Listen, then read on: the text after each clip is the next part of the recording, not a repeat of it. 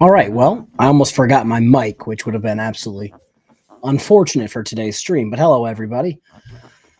We're going to cover a kitty toucher sovereign citizen who tries to use sovereign citizen nonsense to get out of it. And I might break and watch Tiffany, Rogue Nation, and Craig Hendry talk about how Chris is just this innocent victim. And I'm going to be chugging burning hot coffee to keep my vocal cords working. Hopefully, God willing, I don't have the same problems that I had the other day. Let me turn this on real quick. Dear God.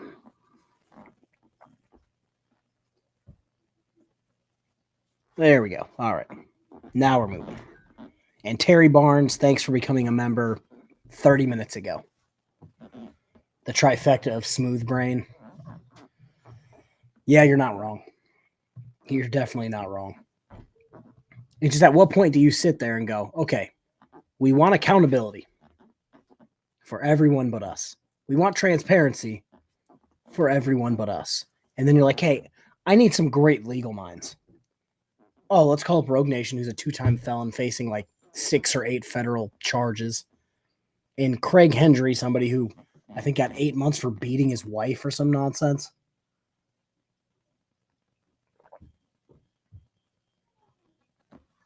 Those aren't exactly the legal scholars that I would want on my side. One day I'll master this hat. Where's Ed to give me shit when I need it?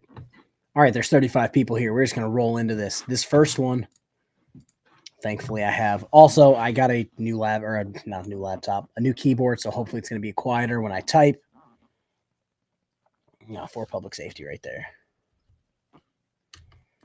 Yeah, and she keeps streaming on his page, which I find hilarious. He didn't beat her. He choked her. My bad. My bad. I watched 6 minutes of their nonsense before I just I stopped. I couldn't do it anymore. Chili is still out there. Who's excellent. You're not wrong. He did.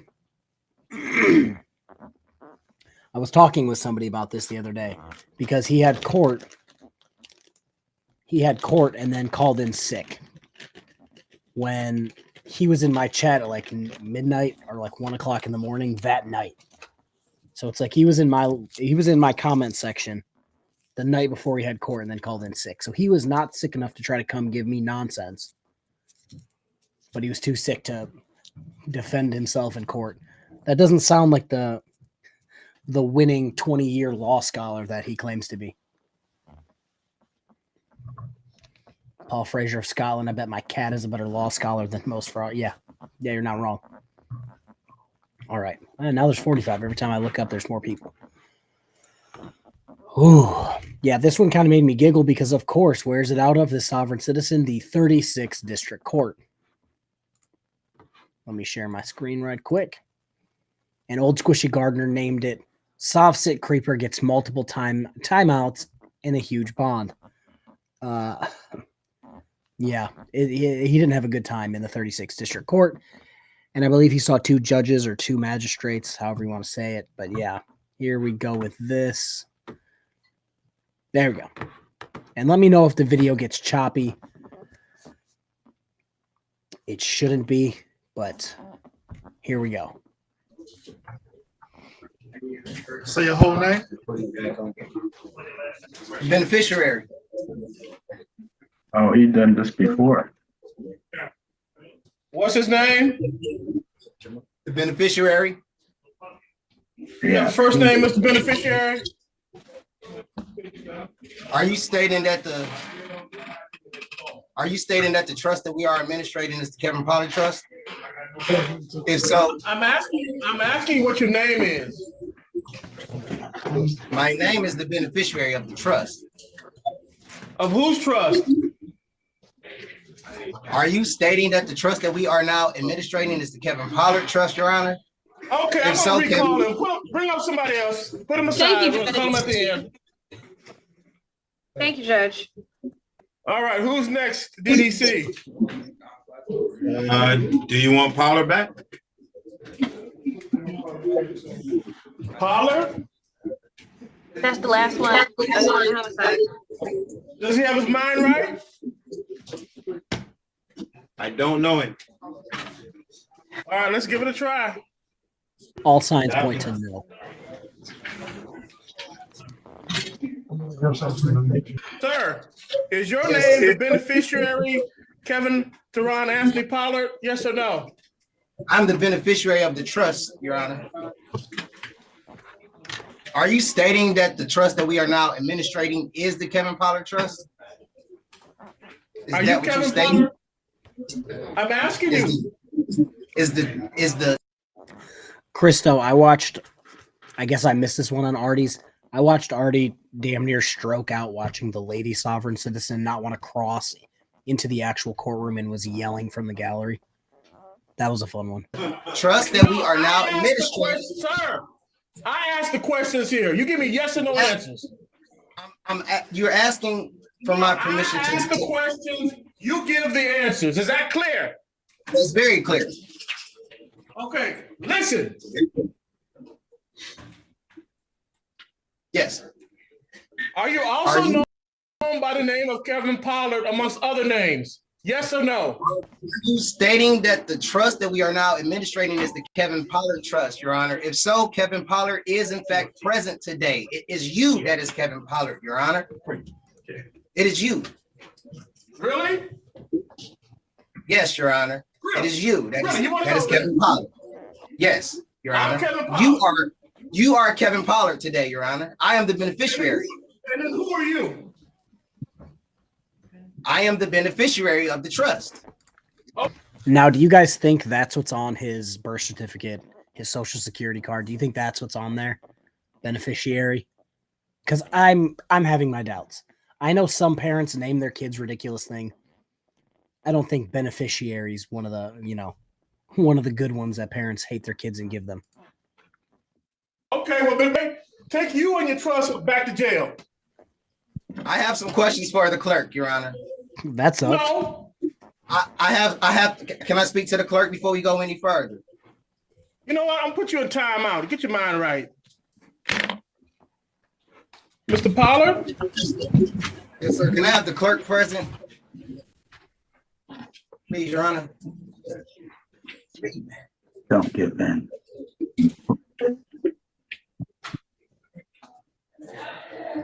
Please have the clerk present in a Zoom meeting.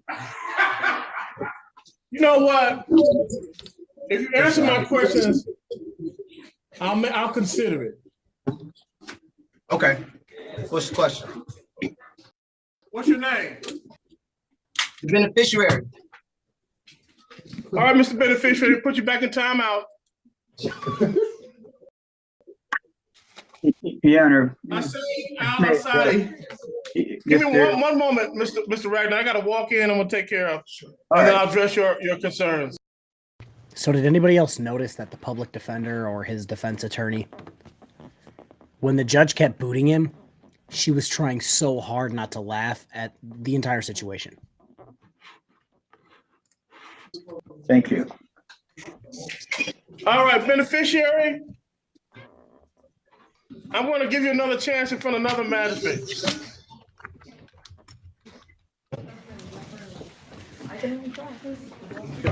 That's no problem. Can I have the clerk present, please? Hey, sir, I'm Magistrate Chartea. Excuse DDC. me? Yeah. I'm talking to the DDC officer. Yes. DDC? Yes, ma'am. Okay. The gentleman that is in front of the screen, in front of camera one, what name do you have him listed as? Kevin Pollard. Do you have a middle name? No, ma'am. Okay, so you have a Kevin Pollard. Okay, and sir, you're identified as Kevin Pollard, but you're considering yourself the beneficiary. Is that correct, sir? Are we on the record? We are. Everything is on the record. Okay. Are you stating that the trust that we are now administrating is the Kevin Pollard Trust, ma'am? I'm not administrating any trust because there is no trust in front of me. But what I'm asking you is, you call yourself the beneficiary. Is that correct? Yes, Your Honor. Okay, no problem. I have case number is 240-5538101. People of the state of Michigan versus Kevin Theron Anthony Pollard, who Your is Honor, listed by DDC as Kevin Pollard. However, the gentleman has identified himself as the beneficiary. You representing as Kevin Pollard today, Your Honor. Mr. Not me. Pollard, I'm not. Mr. Pollard, now as your counsel, I am going to advise that you stop speaking and allow the judge to speak. Yes, ma'am. Counsel Kirkland. Good afternoon, Your Honor. Name- Shava Kirkland on behalf of Mr. Pollard, who has been advised of his rights, wishes to stand mute and waive the formal reading. Thank you. I'm going to enter plea of not guilty. Court dates are February 2nd, 2024. It is a probable cause conference, followed by preliminary examination, February 8th, 1:30 p.m. Both matters are in front of Judge King. The probable cause conference, it is at 8:30 in the morning. Mr. Beneficiary, Mr. Beneficiary, you should not talk over to the court. I thank you very much. You are under oath and you are on record. And I'm asking you, Beneficiary, I have not sworn you under oath. I am under oath, so I am doing all this. I'm gonna enter plea of not guilty. I already given the court dates while this case is pending, sir. Okay, there should be no contact with the individual. You are not allowed to state what the judgment is. That is my job. Mr. Pollard, I do want to let you know that the person. Okay. I have a question for the clerk. Okay. I have a question for the clerk. For a moment. I have a question for the clerk.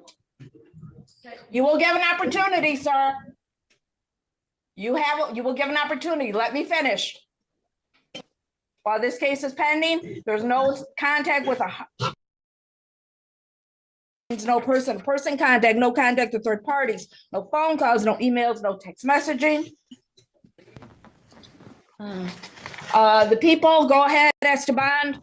Yeah, the people, $250,000 cash bond, no cash, no surety. If he's able to ever post bond, we'd like GPS tether with home arrest. The defendant, Your Honor, has a continuing situation where he entices young girls on the internet from Arizona in this particular case, and previously on 10/23/2023 in another case where he enticed people.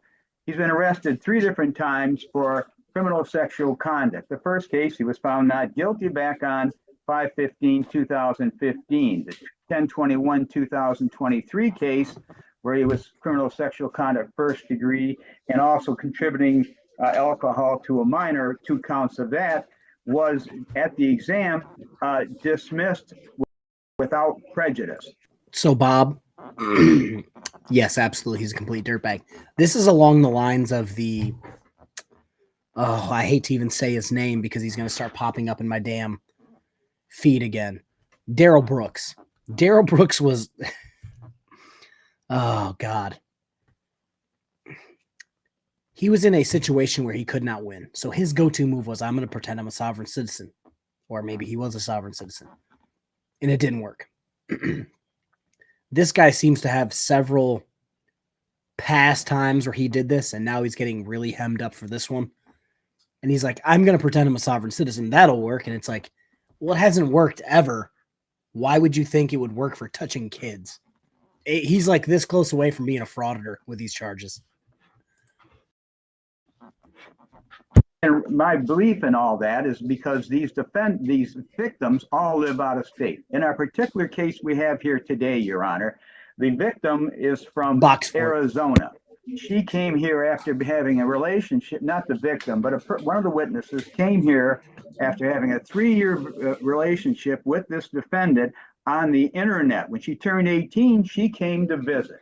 And also Mr. Pollard introduced her to another girl who is also from Arizona. The other girl brought her niece or her, I forgot who, the relationship, but her 7-year-old niece with her to visit Mr. Pollard. And what happened then, because the person was tired from traveling, she fell asleep in the living room. When she woke up, she went into the bedroom, and there was Mr. Pollard with the 7-year-old girl.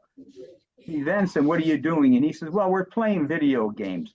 So the woman, the adult in the room, she falls asleep again. And then she is awakened by the 7-year-old girl and asked to leave. The 7-year-old girl then tells her mother that Mr. Pollard touched her, and she asked him to stop, and that's when they left. Now, what happened is, though, when he was asked that question, if he did do that, he goes, well, I carried her into the bedroom. My hand may have rubbed up against, he says, okay? He said, you know, accidentally is what he's trying to tell us what happened.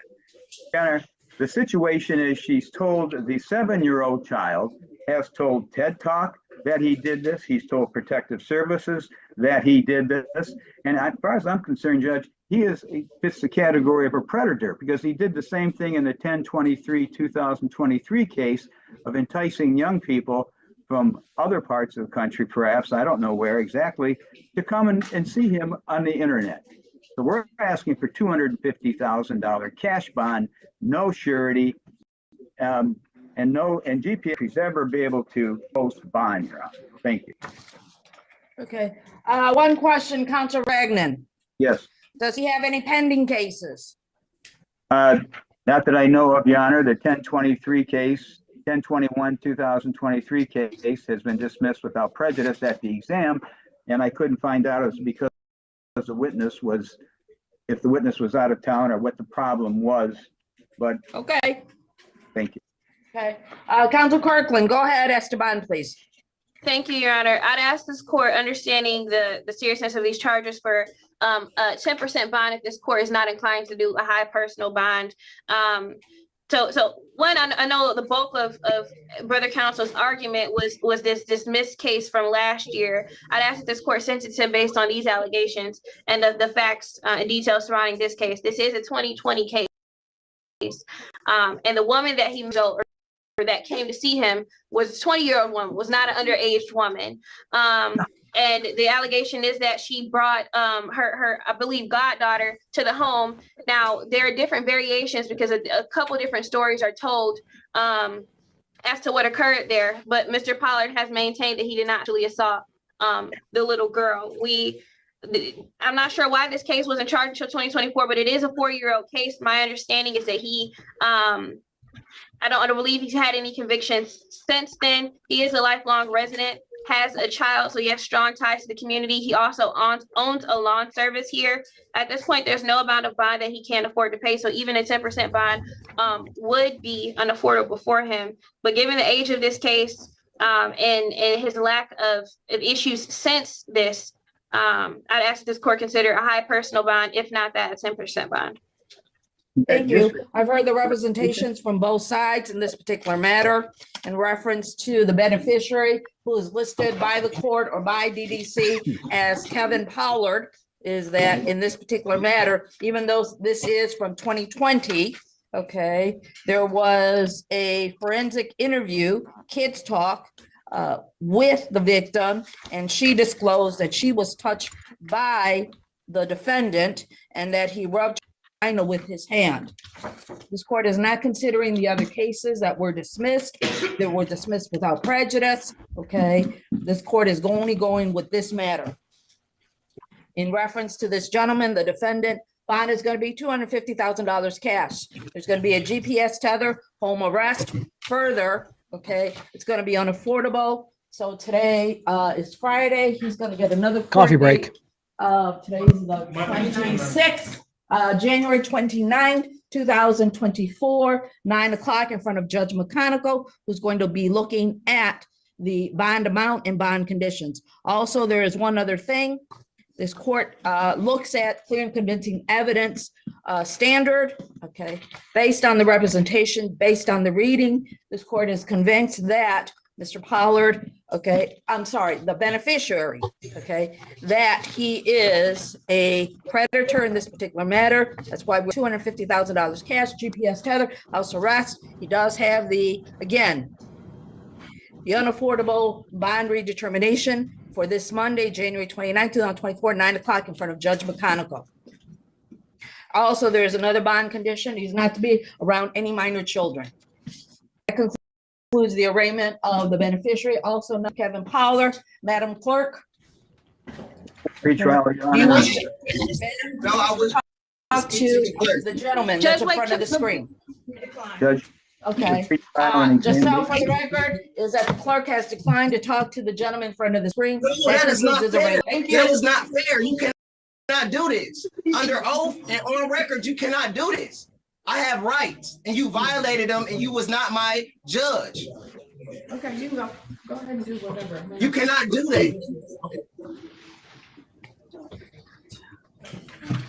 Okay. As the beneficiary, I asked the I'm sorry. Can we have those dates again? We couldn't hear them. What were the dates? February 2nd, February 8th. February 2nd, February 8th. Body the clerk determination Monday. administrator of this QV trust account that Huh? Oh, are you muted? Oh, What my you bad. say? Thank you, Your Honor. We're all set. All right, folks. So that was the old squishy guards talking about. I just thought it was hilarious because the 36th district court seems to always get these people now, and it's hilarious to me. It's like they funnel them directly to the 36th district court.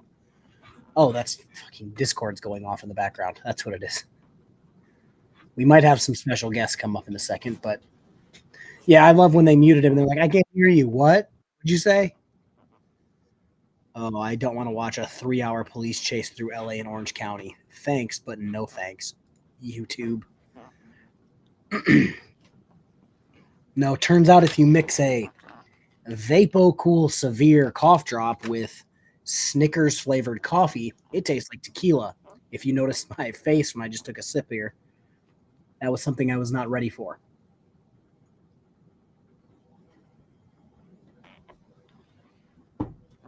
That makes me never want to drink coffee ever again. That's disgusting. They should stop drinking the bong water. All right. I don't want to show this, but I feel like it's necessary to show it because I showed the other one. Oh, God.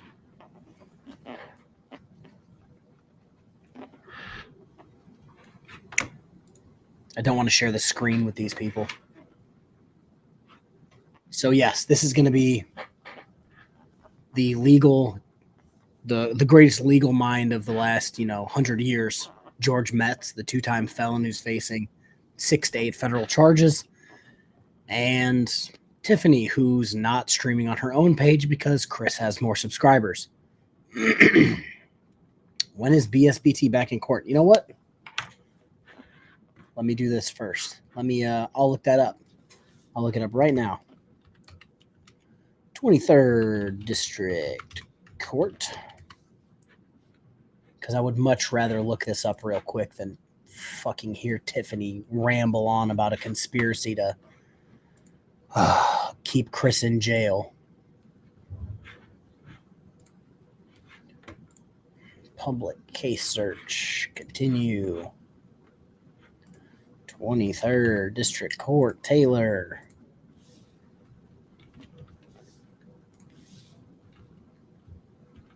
There we go. And we're loading, people. Give it a hot minute here.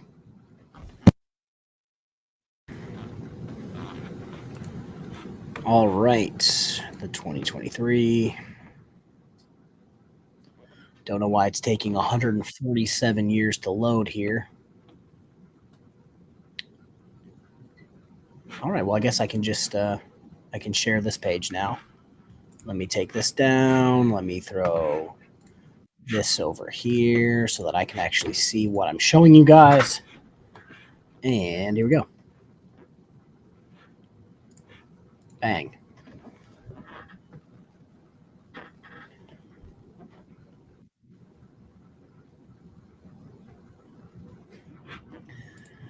Well, it's funny you say that, Church of POS. I actually went to their chat and was like, so is it just accountability for everyone else, or does that include Chris?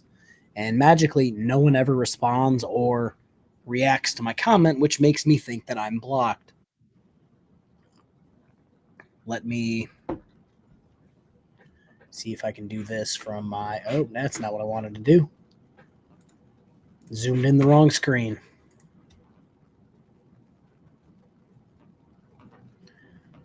There you go for that information, and that's what we're looking at. March 13th, 2024, 9 a.m. Scheduled for a settlement conference. Oh, why? Why? I don't understand.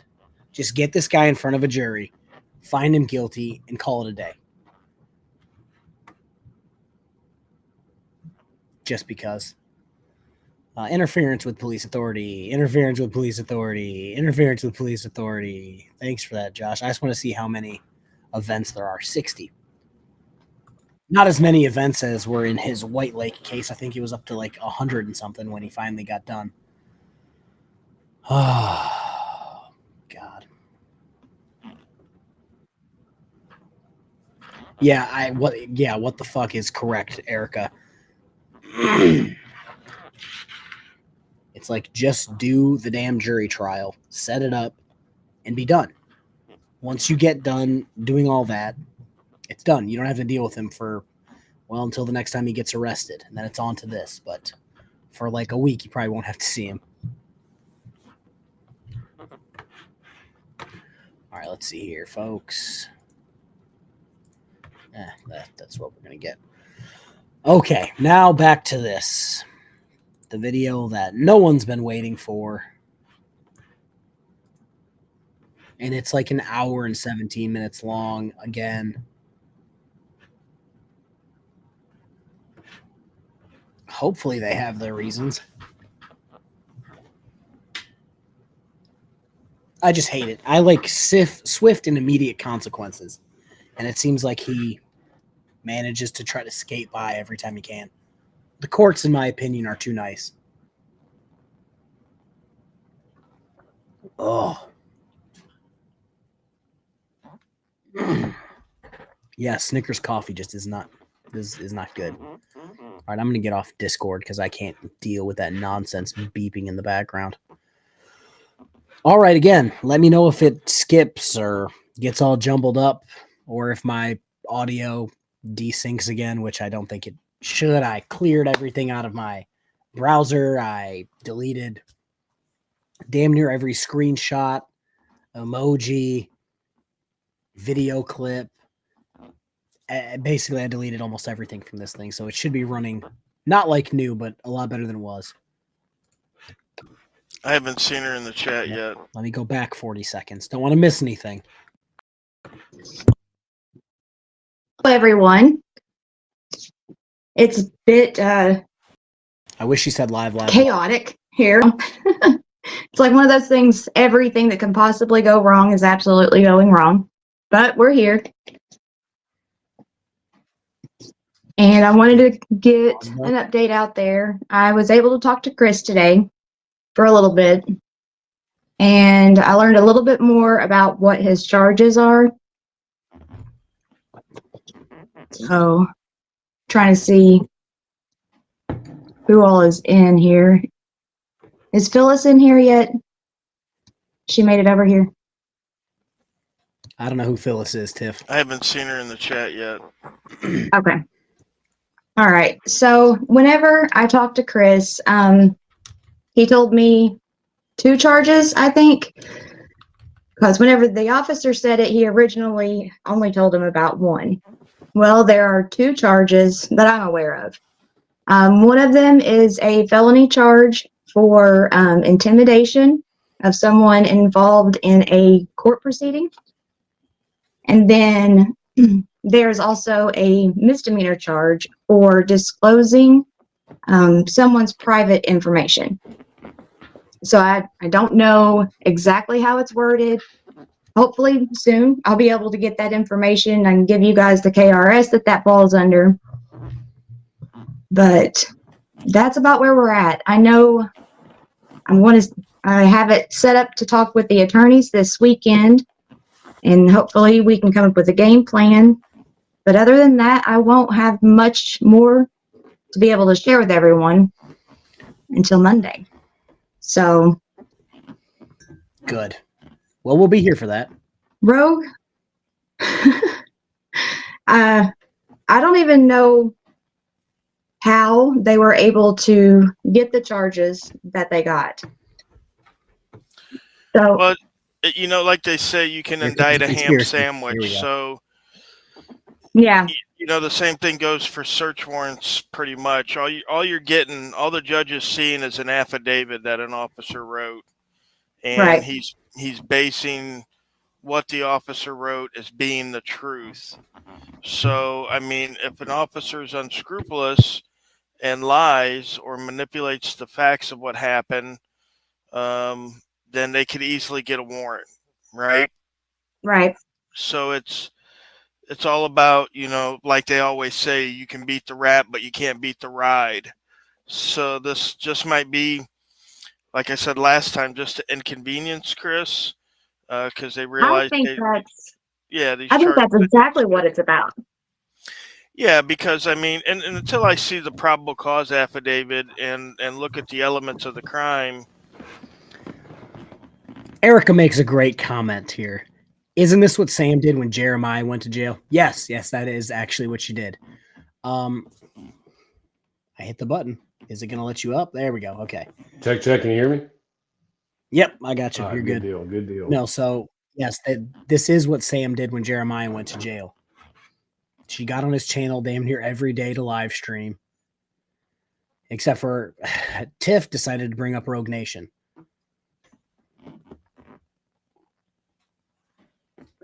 Oh, Snickers coffee is disgusting. They don't even sound good. Well, I took a sip of Snickers coffee with a Vapo Cool Vicks cough drop in my mouth and mixing it together. Like it tasted like tequila, and that's not a taste I wanted at the moment. God, no, me either, man. That was my younger days. Yeah, I agreed. That was like the first alcohol I started to drink. Yeah, I was like early 20s. And then like 2 years after, I'm like, never again. I was in the military 2 years, and I turned 21 because I joined when I was 19. And we decided we were just going to mix everything together, and that was not a good thing to do. No. What is I said I watched 6 minutes of this, so I think Rogue Nation is going to go on to some sort of conspiracy theory. I think I talked about this in the first video where I said Chris got arrested. It's hard to say, like frauditors don't understand this. It's hard to say X, Y, and Z didn't happen when you record yourself doing X, Y, and Z, or you post it on Facebook and people have screenshots of you doing X, Y, and Z. Who do you know who he intimidated? Because it's a warrant for intimidation, right? Do we know who he's so? From what the gist that I get, and I think Rogue Nation's going to get on this, and he's going to have a fucking terrible take as per usual. He's saying that it was JJ. And to my knowledge, like I have like the briefest knowledge. Hey, Vegas Vips, that's not my new channel. That channel's been around for 11 years and I have nothing to do with it. It's not my channel whatsoever. God. People keep thinking a channel, it was, oh God, correct. I want to say it was Correcting Lies Online, literally. And the account's literally 11 years old and it's not me. And they changed it to mess with mirrors. And then they changed it to something to mess with mirrors and burns. And then they changed it to K Farm because we're collecting drama llamas. And they created a logo and K Farm's name. And everybody's like, why are you talking to yourself? Well, the drama people are like, why are you talking to yourself, K Farm? I'm like, because that's not me. Like, I have 3 accounts. All of them have content on them. I'm clearly not. I didn't make an account 11 years ago as a sock account. I do not have the forethought. Like, sorry. But yeah, Rogue Nation is going to have the absolute worst take. Oh, you're playing video games with your son? Okay. But yeah, Rogue Nation's going to have the worst take on this. We're going to listen to it for a hot second. It's no good. When did he become a law scholar? Yeah. Him and Chili, they graduated from the same law school in like the 1800s. Right. Yeah, I want to say it was JJ who got the charges because, again, I am so out of the loop when it comes to this stuff. I only started picking it back up because I think it's hilarious. He posted, I want to say JJ's ex's address with his kid, with their like combined kid. Yeah, it was his It daughter. said, It was his like, daughter. Again, and I want to say this could be completely wrong. This is just what I've heard, like second and third hand. He said something along the lines of like, "This is the address you're going to go to if you want to like deal with me. I'll be here." Blah blah blah. And it's like, Rogue's going to say, "Oh, all he did was post a picture." And it's like, well, if you're instructing people to go to a certain address to do harm, and you're not there, and it's somebody that you're like legally dealing with, I think that would constitute intimidation. You're like, hey, go to this house. You can fuck me up at this house, but I'm not there. Shh. Like, yeah, that seems intimidation. Oh God. Well, especially when you've been going on and on to all your shows about how this guy's coming at you. And I'm not agreeing with everything that JJ's done, all this kind of stuff. I'm not going to go there. But the thing is, you can't go on there and say, this guy's literally attacking my family, and then post pictures of his daughter and where she lives, and then get upset when someone says, well, you're trying to intimidate this guy. And NY Yankees fan said, Chris said he'd be there in his underwear. So that's not fucking weird. Jesus. I thought it didn't get any worse than trying to First Amendment audit schools. That got worse. It's like, you can't say like, it's not like, oh, they're just randomly coming at Chris for absolutely no reason. It's like, Chris, you keep breaking the law, and then they come at you and you're like, what? No way. I didn't see that coming. Like, come on. Right. All right, we're only 3 minutes in and I already don't want to do this. I won't be able to see if, his actions even fit into what they're talking about. Now, there's, rumors flying that, the doxing of the information was a picture of JJ's house.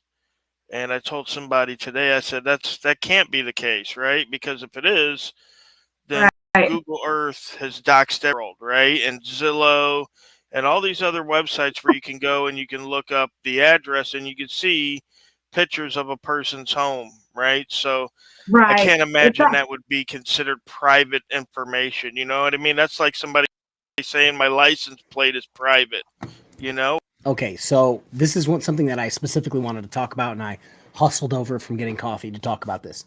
So this is the same thing. Oh, let me see here. Chris sent me a message through Facebook Messenger that was absolutely horrible. He thought I was somebody else and was making fun of a handicapped child. Chris is a shit human being. I think he's, but no, Rogue Nation's like, Google Earth doxes everyone, blah, blah, blah.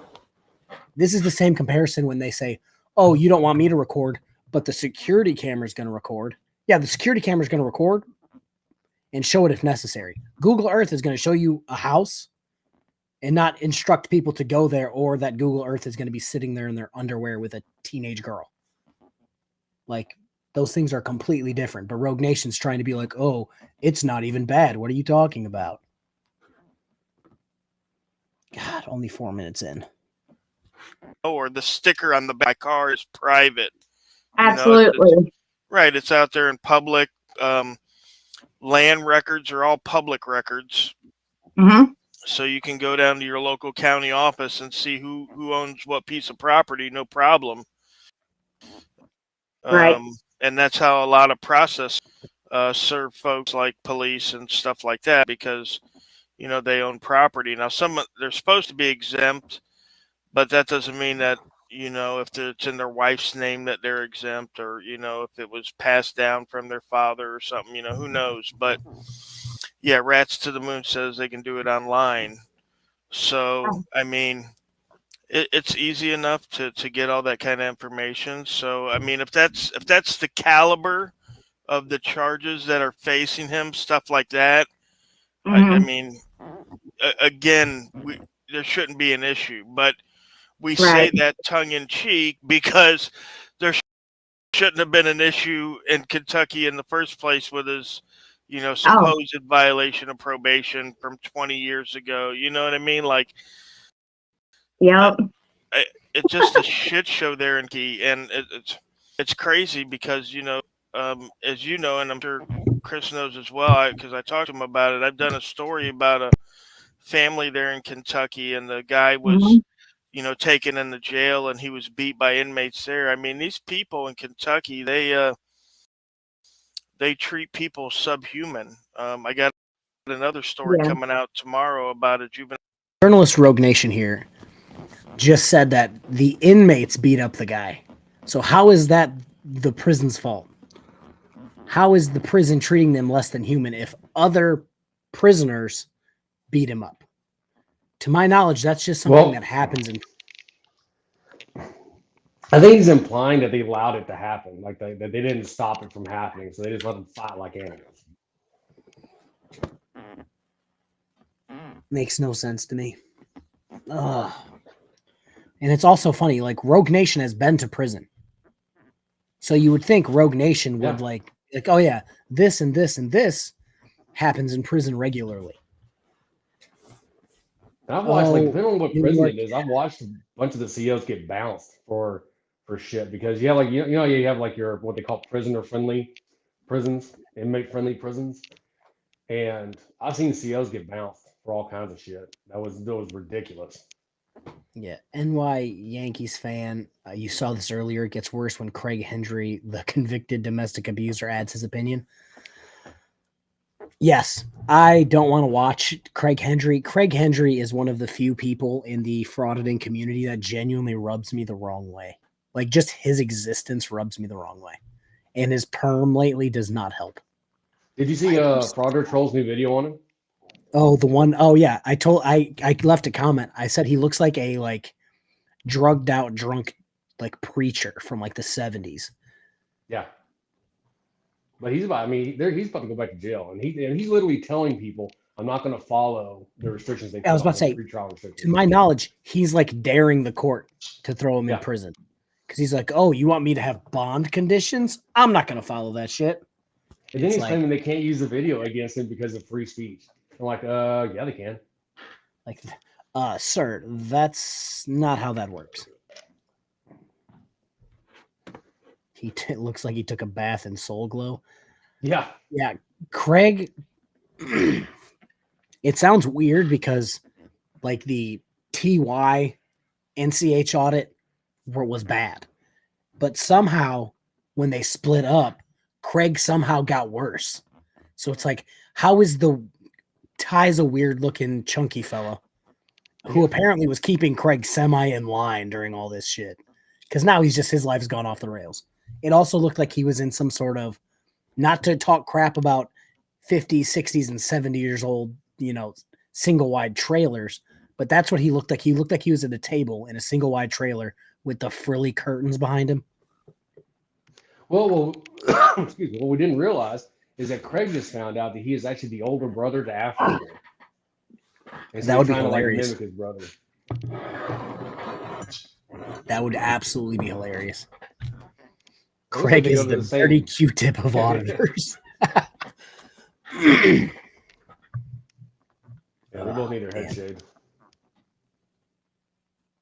Oh, okay. Okay. Let me. Fuck. How am I going to do this?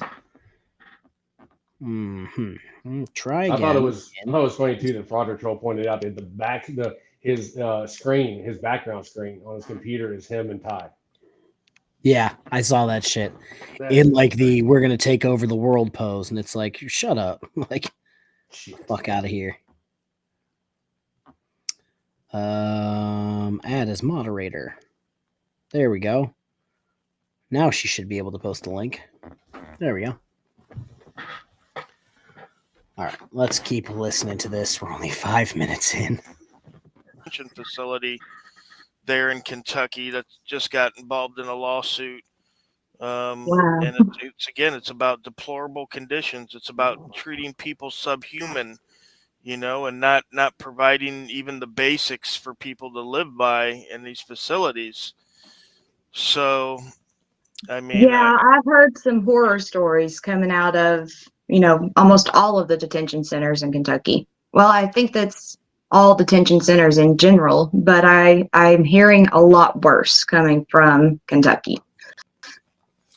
Right, If you don't make right. And journals, so the until we commissioners can see can- those or affidavits that they used in order to get the Mhm. warrants, and the reports about what supposedly transpired and actually being charged for, and we can pinpoint that, like uh, we don't have much to go on, right? They realize that, and they said it's an open investigation and an open Yeah. warrant until they can get them back there. But and a lot of people were probably thinking, well, why don't you just go back there real quick and take care of it? But again, when you're putting your lives in these people's hands, Mhm. shit happens.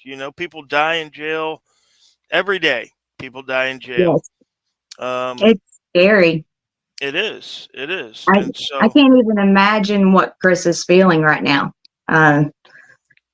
It's got to be He's probably feeling someone else's pee-pee. That would be my guess. absolute fear. I mean, I would be scared. right, because you don't know. Listen, we go up against the officers. The officers have friends with the COs. The COs do dirty deals with the inmates. I mean, I was in jail. I was in prison. I know how the drugs got in. I knew how the cell phones got in and how the tobacco got in and how all this stuff got in. No one was sneaking a pound of H in their coochie into the visitation area. You know what I mean? That was a guard bringing it in his lunchbox. Right. You know what I mean? We understand how the works. We're not naive to the fact that this is how things go on. I mean, see them getting busted all the time. The see busted all the time for drugs, and contraband smuggling and stuff like this. So they're not isolated incidents. These are just people that happen to get caught. You know what I mean? That would be like saying, oh well, they only smuggle 2 pounds of weed over the border every year because that's, you know what I mean? Like, oh yeah, right. So it's the same thing with the COs getting caught, smuggling stuff in. Right. They get paid, poorly, $17 to $27 an hour, minus taxes after that. They're in a dangerous work environment. They could end up getting killed any day. Absolutely. They're get beat on every day. So they're in a high stress, high risk job, and they get shit pay for it. And it's no wonder that these guys turn to doing stuff like this as a way to make money for their family. I'm not saying that these people are necessarily bad. I'm just saying this is the way the world works.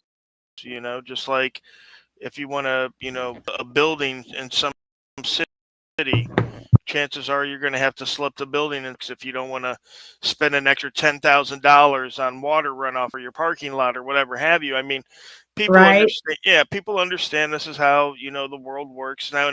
In places like China and stuff, it's more open. You just give them the money right out. But here in America, they try to make it seem like, oh, it's fair for everybody. So slip it in my back door. You know what I mean? So, yeah. But yeah, I mean, I've talked with some people. That's how I found out the charge. And like I said, until we get some concrete information on what it is that they're supposedly saying that he did, we can't even speculate on anything. We can't speculate. We don't need to speculate. We already know. I don't know why they're playing so dumb about it. Like Chris doesn't get. Again, this is going to be my opinion, everyone. In my opinion, Chris gets absolutely hammered at night and live streams without Tiffany's permission and does dumb shit. Or she lets him have his phone after he's had a night of drinking and he makes very terrible life choices. Oh, God. Yeah, Rogue Nation doesn't ever say, "Oh yeah, this is the facts. This is true." Well, in my felon opinion, I watched a guard or two smuggling drugs, and it's like, okay, cool. And now there's been reports of drones dropping drugs into prison yards. So it's like, Is that the guards too? Are they doing it with drones now? Like, oh God. So that's going to be, I think, the next thing that we need to look forward to. Well, whenever I was talking to Chris, he told me that the way that he was understanding whenever it was explained to him is that the felony of the intimidation of a person who's in a court proceeding was based off of one of his thumbnails. Specifically, it was the black, white, and blue flag background of one of his thumbnails. I mean, if you guys go look, you'll see it, and it's a recent one. And then God, that sounded the like other a thing Battlefield. was the address that he shared. And the address that he shared, to the best of my knowledge, was a business address. And the business address is linked to JJ at, the detention center, because what he had to file whenever he did his election paperwork. So I'm not for sure why somebody would use his residence or former residence for his business, but that is not something that we are at fault for, or Chris is at fault for. That's your responsibility. You put it out. So yes, it is indeed your fault. It's not like it just happened. Like you physically put it out. Sorry. It's your fault. Responsibility to protect your privacy whenever you create anything that's going to be a public, public advertisement or publicly accessible. And who wouldn't want their business to be publicly accessible, right? Well, Tiffy, it's about intent. Right, and even some of the court paperwork I file specifically. Yeah, like here's the thing. Maybe this isn't exactly the thing. I don't know if they're playing stupid or if they genuinely are stupid. Because like, oh, it's not our fault the address got out. No, it is your fault because you put it out. Like you physically went out of your way to get the address and then put it out. So the fact that it was put out is your fault because you put it out. I just saw David jailed because people who watched his videos made phone calls, ? He was jailed because he made some very, very, very, very, very, very terrible life choices. Chrissy is trying to get out of jail. He doesn't even know how to get out of an elevator. Yeah, right. No, I think they're dumb. I think they honestly have convinced themselves that they understand. Like I was watching, what's her face? Ride Girl Radio. Yeah, and she was trying to explain how she knew more about the law than the lawyers and the judges and everybody in the courthouse. And I'm like, I'm actually trying to get that video, that live stream sent to me from the person who has it. Okay. Because I watched it on their channel and I'm like, she's an idiot. Yeah. She's an idiot. She has to be an idiot. And she's going to get herself in trouble with some of them claims she's making about the officer and what he did to her and this, that, and third, because that is she's playing with some fire out there. Well, because she knows she's got nothing to lose. If that makes sense. Like some of these people are literally, oh God, they're right there on the edge. Yeah. And they're like one step away from just nothing. So they're like, well, let's just, what's the saying? Like the most dangerous animal is one backed into a corner. All of these people are backed into a corner. So instead of, I'm going to attack this person with facts. I'm going to attack this person with facts. They just shotgun shit at everyone and just see what sticks.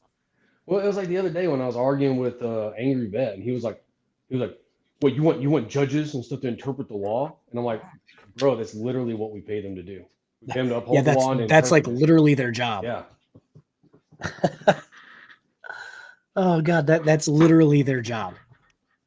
The officers look and go, "Yeah, that seems right. We'll let the judge figure it out." And the judge goes, "In my expert opinion here, the law says this and means this. So yeah."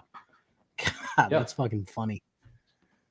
Yeah, Riot Girl is a Riot Girl, Rage Girl, and whatever other name she goes by this week.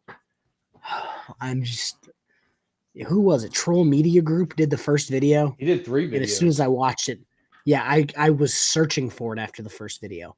And after their video today or last night, I went in their comments. I'm like, where can I find this video? They're like, oh, email me. I'll send it to you. And I'm just like, Is it not on her page? yes. Is it not on her channel? Did she take it No, down? she deleted it. She Of course deleted she it. did. She's bad Yeah, about that crap. Well, all of them are. They'll say extremely fucked up shit and then delete it.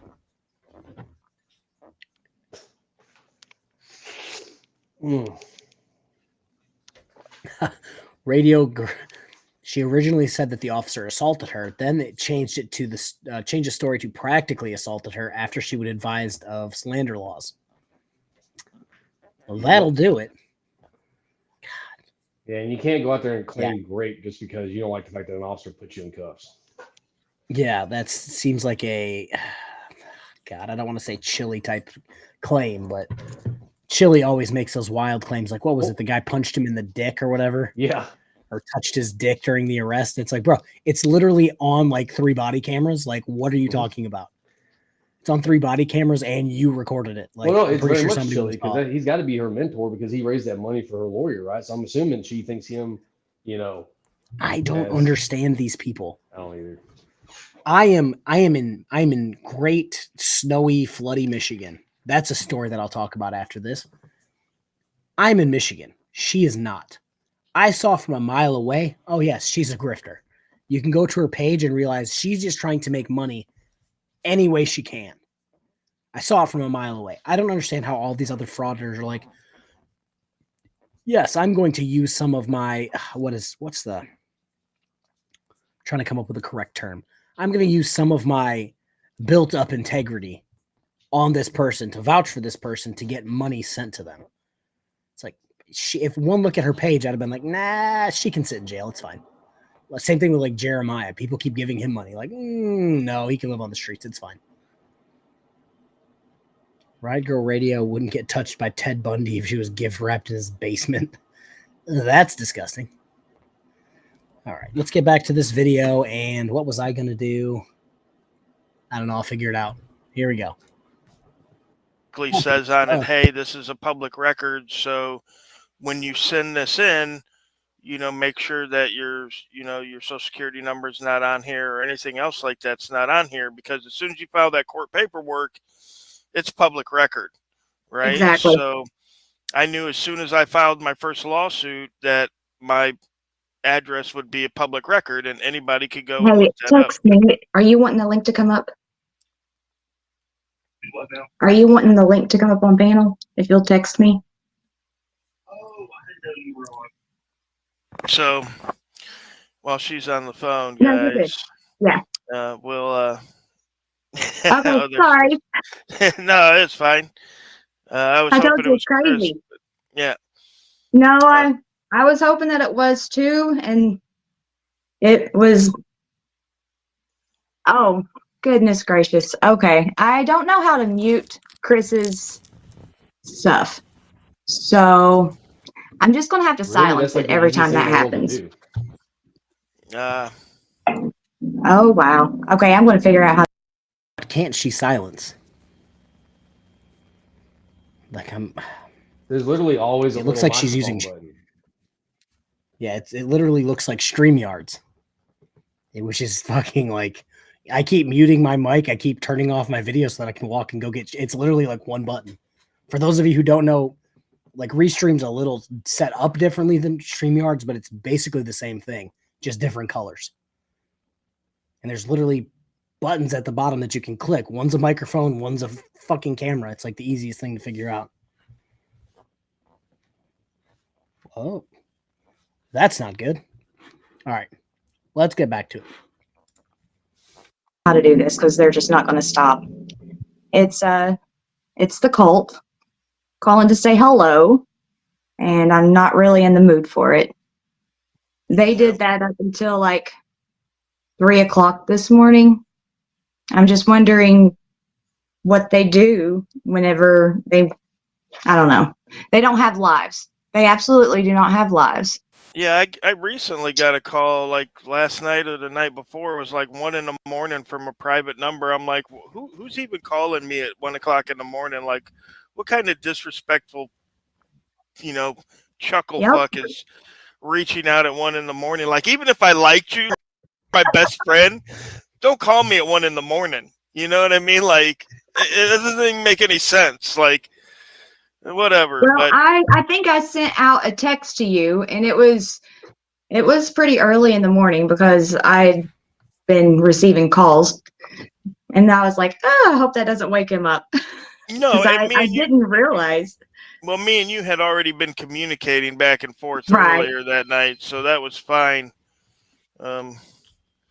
But yeah, this is, and again, if it was somebody I knew and I was awake, I might take the call. But, usually at 1 o'clock, I'm trying to be asleep. So, people just calling out of the blue with a private number that I don't know, like, I'm not answering that craziness. Yeah. I'm sure, because I've given my phone number out on a few videos. So, people will text me and message me and be like, Rogue, you gave out your number. I'm like, I don't care, whatever, if those guys want to waste their time calling me, because we all have caller ID. If I don't know your number, I don't answer it Yep. usually, unless I'm waiting on a call for somebody new that I haven't talked to yet. But if I don't have you programmed in my phone, chances of me. Erica, I think genuinely she's with him out of she made extremely bad life choices, and he's the only one that will take her in.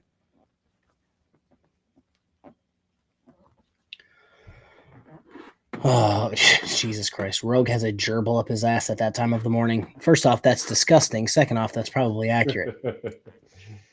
Picking up or slim to none. I've got the thing that says, scam alert under numbers that I don't recognize Yes. and stuff. Telemarketers. That's been a lifesaver on Chris's for me. I'm like, yeah. Nope, not going to answer that one. Yep.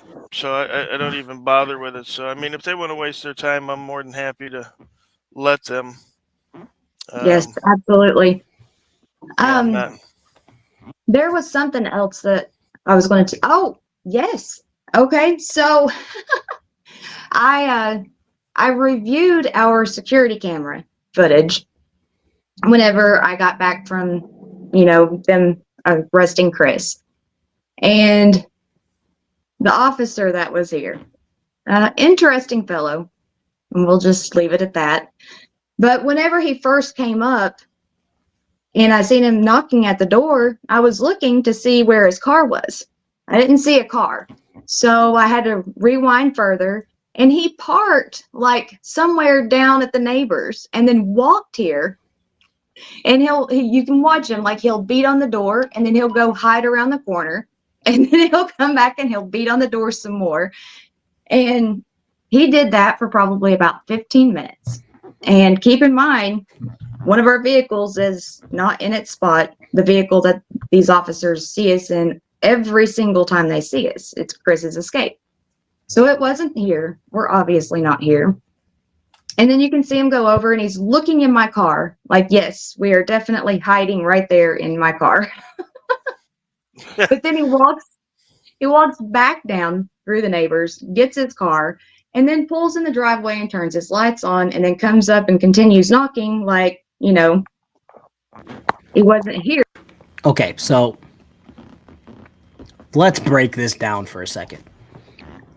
If you're a criminal who you probably have a suspicion that you're going to be arrested soon, if you saw a cop pull up in front of your house and you didn't have a car there, so you could pretend you weren't home, are you more likely to answer the door if there's a cop car in your driveway, or if the cop parks several doors down, walks to your house, and knocks on your door so you don't see a cop car?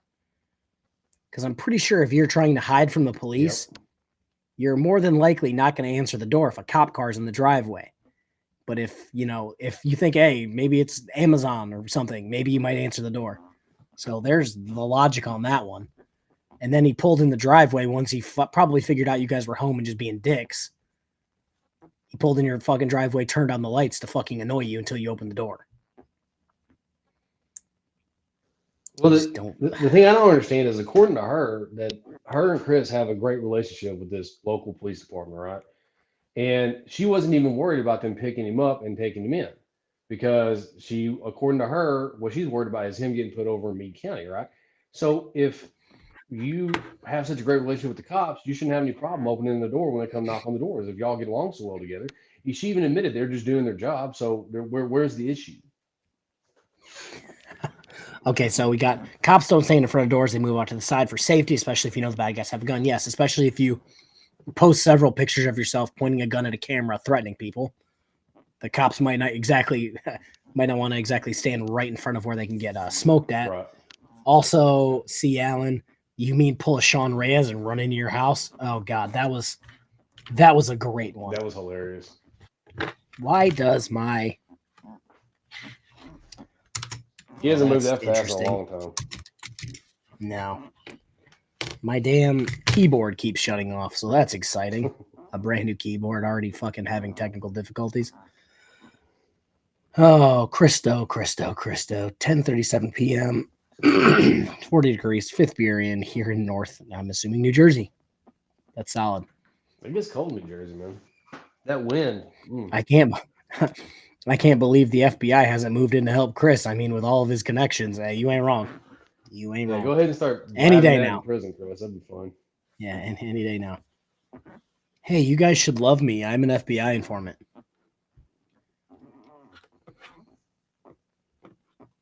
All right, let's do this, and then I'll figure out my keyboard issues.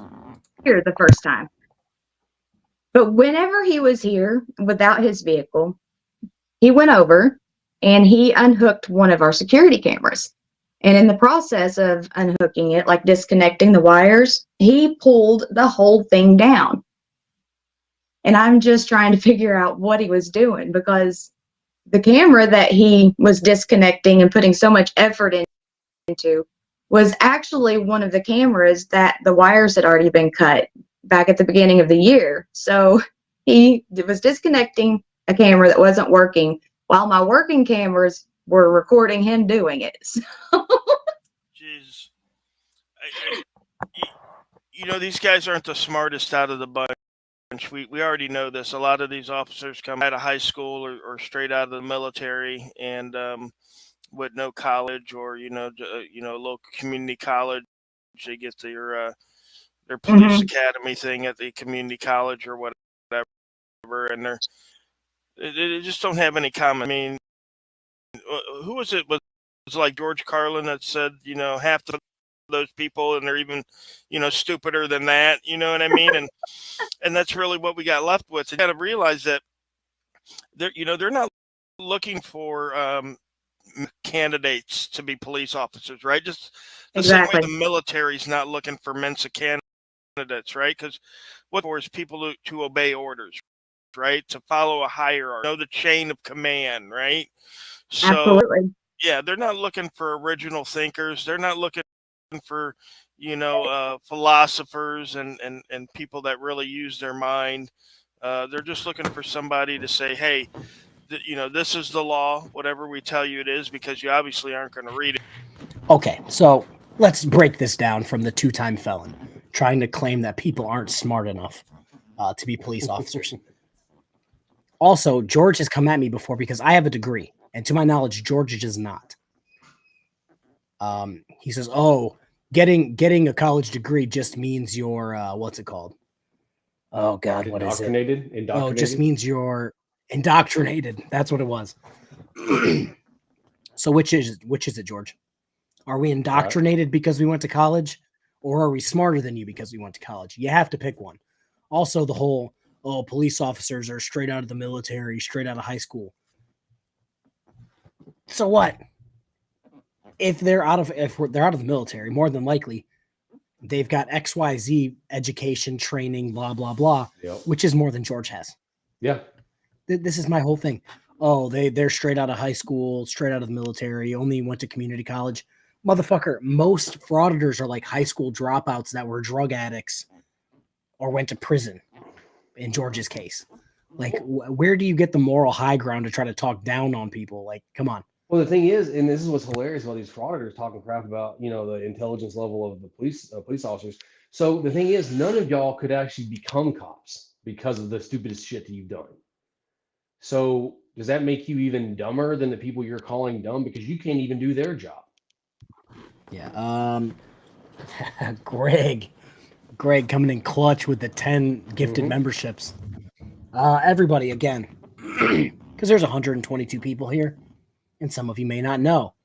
I would much rather receive memberships than super chats. That way, more people can see my videos prior to me releasing them. That's fun for everyone.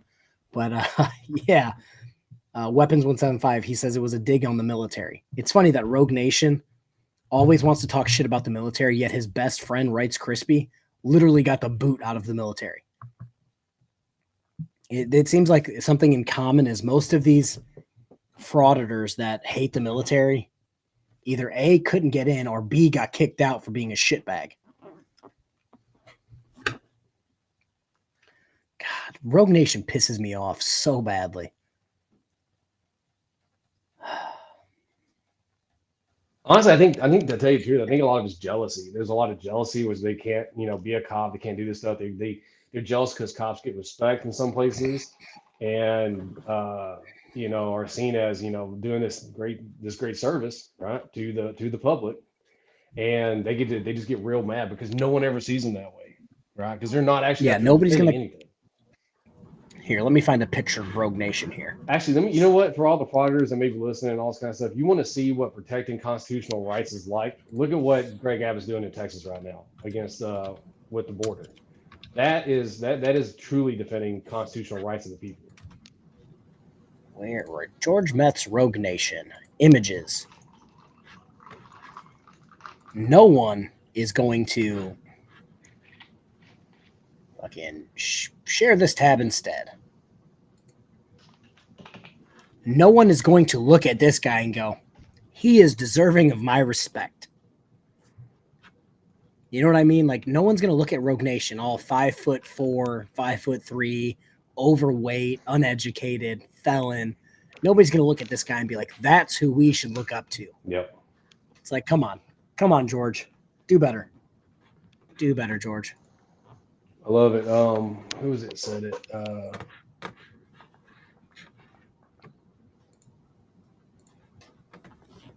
It's like George is literally half the man that I am and double the age.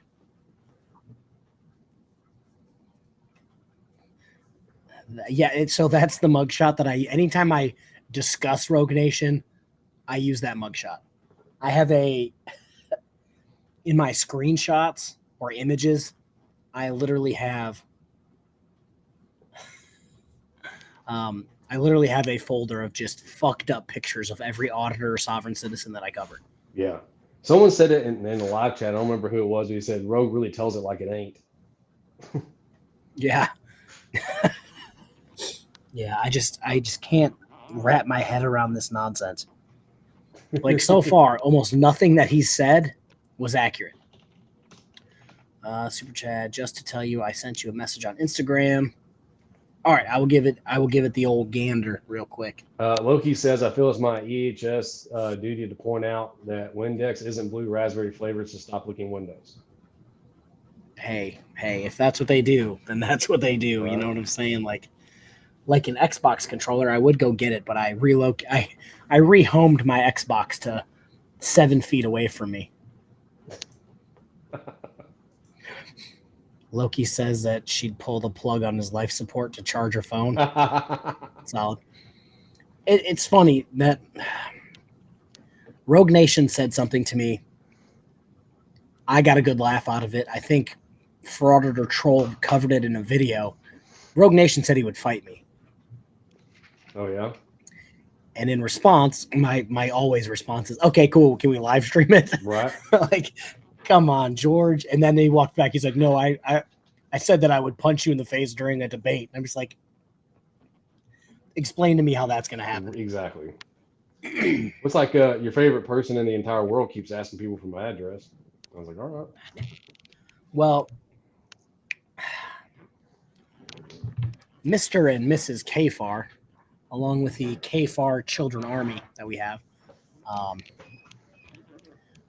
Mrs. KFAR wants to move.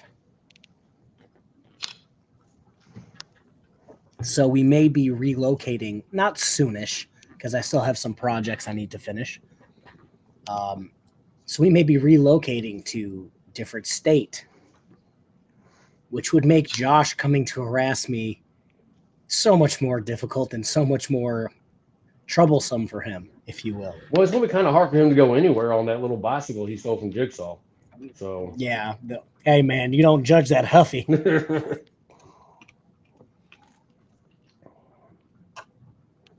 RK, yeah. Once I watched George fake fall when the wind hit him that one time. Was so good. I do not fear George whatsoever. I think I've told you that the auditors that want to fight me, Broken System, Broken Trust said that he would fight me. I said, okay, can we live stream it? George wants to fight me. Cody High Roller wants to box me. I said, yeah, I don't box. We can just, normal fight like normal people. Yeah. Who else? There was a fourth. God, I'm drawing a blank, but yeah, it was funny.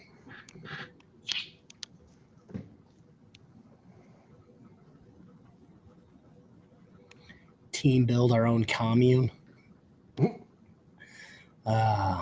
Yeah. All right. Lucky says Pennsylvania would make it FAFO with him. Yeah, God.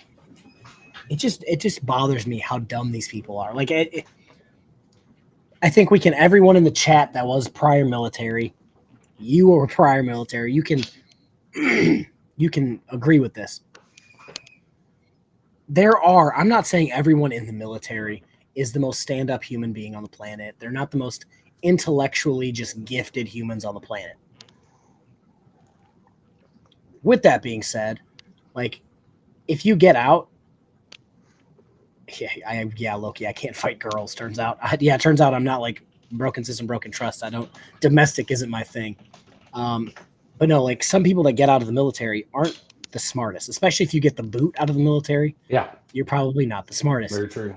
But a lot of us are pretty, like, down to earth, common sense having, pretty intelligent people. Like, some of the jobs in the Navy, in the military in general, aren't the most, like, difficult. But after, a few years, you can pretty much do a shit ton of stuff. So this whole, people in the military are dumb, and it's like, dude, you couldn't even get into the military, let alone talk crap about the military. It doesn't make sense. Amanda, what's up? The dumb ones don't do well in the military. They're likely to end up as cops. Yeah, they are likely not to end up as cops. Yes, exactly. Well, I'm gonna tell you, I met a guy one time when I was at my A school the first time that I went for my first language, and he was a CB, right? And which, for those who don't know, they're like the construction workers, electricians and stuff in the Navy. They're all under one blanket, but they all have different jobs. And I tell you what, that boy was dumber than a stack of bricks, but you give him a stack of bricks, he could make you one nice grill. And he did. He built an entire grill out of bricks. It was amazing. Like, professionally done. Like, it was so good. I don't want him doing my taxes, but he can definitely build some shit. Yeah, like,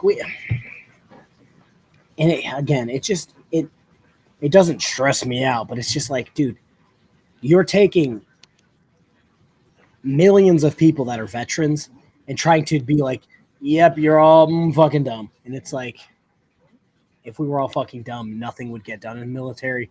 And seeing as how shit's been getting done in the military for 200 plus years, I'm pretty sure we have some sort of knowledge.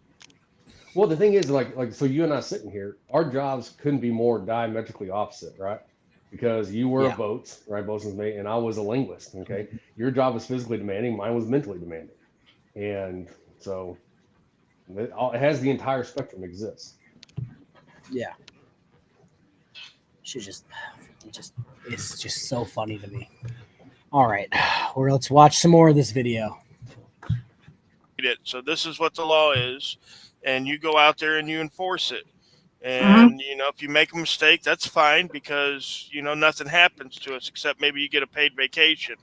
I mean, you got that qualified immunity, so you're safe. Listen, I'm not going to lie. I'm going to tell you straight up. If I knew what I knew now and I went back as a kid, I would become a cop, right? Because, dude, that would be the best thing ever. I would just mess up some report, and all of a sudden I'm 7 days in the sun fishing, getting paid for it. Right. There was one officer.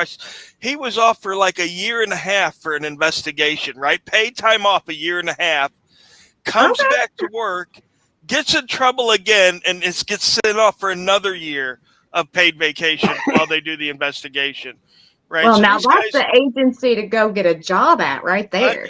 I'm telling you, like what? You know, it's like those steaks they sell off the back of the truck. When I was a kid, I had a job selling steak, seafood, and chicken off the back of the truck. And my buddy the other day, he asked me about that. He goes, "Were those steaks any good?" I said, "Man, those steaks are great." I said, "Not only are they trimmed down, they're restaurant quality. They got a lot of the fat trimmed off, which I don't like fat myself. But and I told him, I said, you buy a box of 20, and they're flash frozen. You buy a box of 20." And my company said that if you ate 19 of those steaks and that last steak was bad, you could return that last steak and get a whole new box. And I'm thinking to myself, why aren't people doing this? You know what I mean? Why? So I don't know. It's almost like a no-brainer, especially if you're going to be a criminal. You know what I mean? Like if you're going to be a criminal and you don't want to get caught, being an officer is literally the only way. Like that's a perfect job for somebody that wants to go around and pilfer stuff from people. Or right. There was a cop up there in northern Indiana when I lived up there in northern Indiana, and that's what he was doing. He was going around acting like he was checking on houses when he was really breaking into them. You know what I mean? It's a perfect cover, right? Yeah. Now, Again, this is what I extremely dislike. You're taking police officers as a whole. Again, the millions of police officers that have and have been. Like, you're taking those millions of people and be like, well, on these 2 occasions that I have sitting in my pocket just to try to, now all cops are bad. Yeah, that's what I was getting at. It's like, okay, yeah, you can shove those 2 examples right up where the gerbil lives, because again, there's bad people in damn near every fucking job. But to say, oh yes, the few million of these people are bad because George Metz said so, and it's like, my guy, look at your own record. You have no room to call anyone else a bad person. Like, sorry. Well, the funny thing is these frauditors pretend to be so smart, and they commit more logical fallacies in like a 5-minute rant than I've ever heard in my entire life. It's crazy. Like hasty generalization, which is what there's a logical fallacy that they're committing here, right? Because that's what their audience wants. I think I've gone into this. Most of the people that watch their channels are cop haters because at some point in their life they were held accountable for their actions. So now they have a chip on their shoulder against the police. So they just want to see police hating content. And it's like Chris, chip on his shoulder because he hates the police. Rogue Nation, chip on his shoulder because he hates the police. Like, how many frauditors have you seen that magically had a criminal record before they started frauding? Right. Damn near all of them. Yeah. And the thing is, and this is the truth of the matter, is it doesn't matter if you're a cop or you're in the military. Just because you're a cop or just because you're in the military doesn't make you a good person. There are bad people everywhere. Again, yeah, exactly. I bring this shit all the fucking time. Just because you're in the military doesn't make you a good person. Rights Crispy, Broken System, Broken Trust, The Angry Vet, Georgia Transparency. It's like Craig Hendry. Those people, it's like those people were in the military and they're shit human beings. Yeah. And it's like, also the original vintage. Thank you for joining memberships, which I will probably be renaming at some point because Channel Regulars is a terrible name. Mm-hmm. I just don't. They all have something in common, and it's normally that they're criminals prior to starting this, but then they want to claim like, oh, I'm doing this for your rights. And it's like, no, you're not. You're doing it so you can yell at the police officers and get away with it sometimes. Like, yeah, and the thing is, I don't care what they say. They're only doing it for clicks and views to try to make money. That's all they're doing, because if you really, really want to affect change, there's only a couple of times I've actually seen them do things like when they go to public town hall meetings or whatever. That is the place to film and air your grievances, right? It's a time, place, and manner, right? And going in there and getting mad because they're shutting down DMVs because you're in there filming is not changing anything. It's just pissing a bunch of people off.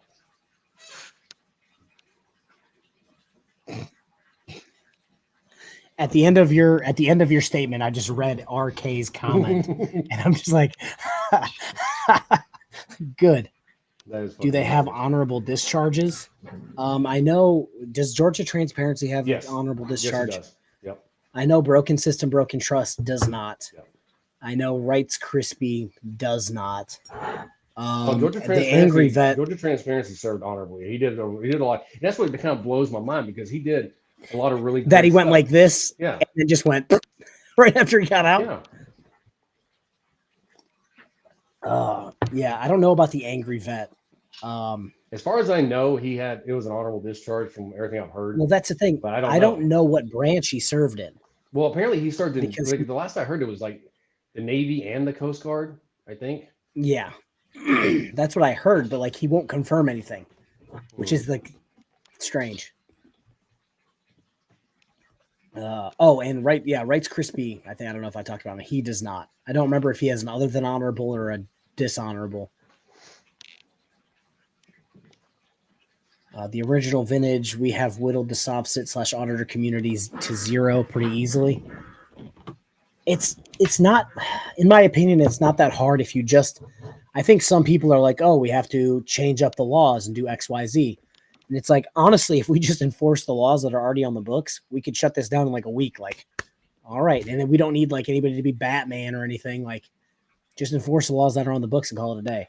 Well, and that's the thing. One thing that I guess the smart thing that auditors do, and this is probably the only smart thing they do, is that they prey on the fact that people don't, because not everyone does this all the time. Like, this stuff is not happening all the time. Cops don't know a lot about Postal 7 because this doesn't happen all the damn time. They know stuff about traffic stops. Yeah. They know drugs. They know this and the third. They have those down pat, right? But when it comes to things like, public versus private and stuff like that, they don't really deal with a bunch of this stuff. So it's going to be something that is not all of a sudden well known, and they capitalize on that aspect. Some of these people act like every single city and every single state has a rogue nation. It's like, no, that's why a handful of them travel the entire country to harass people, because it's not normal. Yeah. I think me and Tones were talking about it with Amagansett Press. And it's like, what's it called?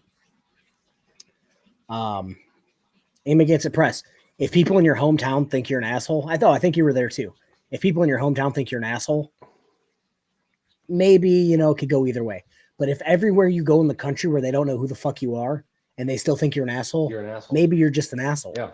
Like, KFAR, it's not about enforcing the law in the books because what you're doing over there isn't consequence. You think it is, but you're feeding their egos and encouraging people to join their side. So if KFAR got in control of the situation, we would be airlifting frauditors to their own Epstein Island, but just filled with themselves. I would throw a few battery chargers in there. Everybody would get to keep their phones. And the last one standing gets, thrown in a volcano or something cool. Or like, what was it? Alabama just offed somebody by, oh God, what was it? Oh, they used, give me a second. It was, yeah. I'm drawing a blank on what gas it was. But to my knowledge, they're just like, let's just cheaply fill this room filled with gas that you can't breathe, and whatever happens, happens. Oh, nitrogen. It was nitrogen gas. Yeah. They basically gave him KFAR for governor. Yeah, they basically gave him the Benz. Yeah, and it's just like, that seems like a very, very efficient and cheap way to do things. What? And he's like, I'm an asshole. I made the comment because apparently one of his last words were, this is what you're doing here is going to be a stain on the country, blah, blah, blah. And in the comments, I'm like, hey, somebody should ask him how it's going to be a stain on the country. And then I said, oh, wait. Well, too late. My bad. Oh, God. I was not far off there, to be honest. Yeah. Hey. Angry Vet wasn't a cook. I don't know. I think he said something along the lines of like CS. Which would be a cook. Yeah. A microwaver, if you will. Oh God. Some of them, like I was on like one of my, I think my first submarine, we had a guy that he was a first class CS1 who had just transferred over from the White House. And you talk about someone that can cook. Oh my God. Oh. Yeah, we did not have those people on a carrier. It's like, hey, y'all want microwave pizza? Some of them are going to be burned and some of them are going to still be frozen. You still want them? And it's like, yeah. Hey, when you're on mid rats, you don't really give a shit. It's golden. Hey, mid rats was my favorite meal. Yeah. Okay. It's the only time that you could get bacon from breakfast and like chicken tenders or something crazy. Oh yeah.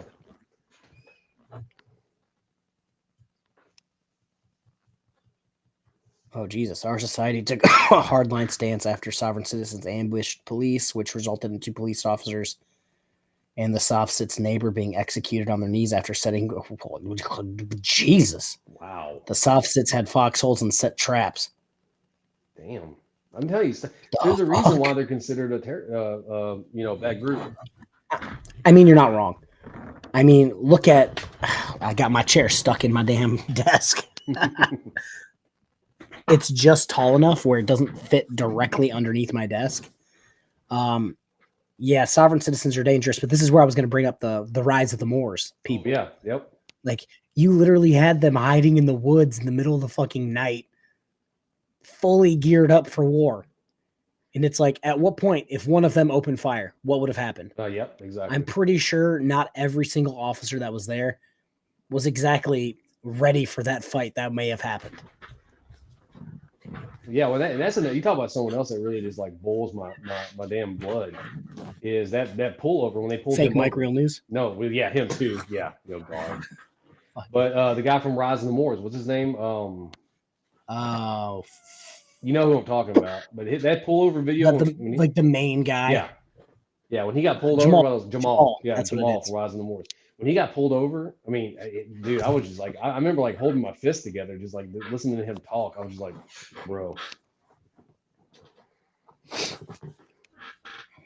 Oh, weapons. Yeah, they brought out their TAC team, but like the random officer that first probably encountered them, like had his handgun and he's like, hey guys, what's going on? Please don't kill me. Yeah.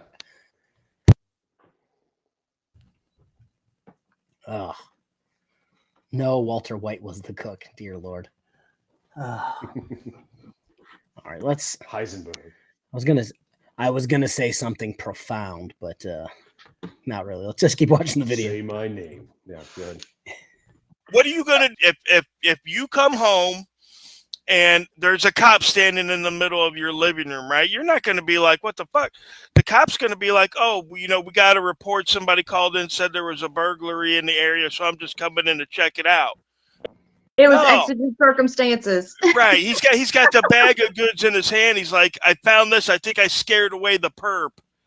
We saved your property. Right.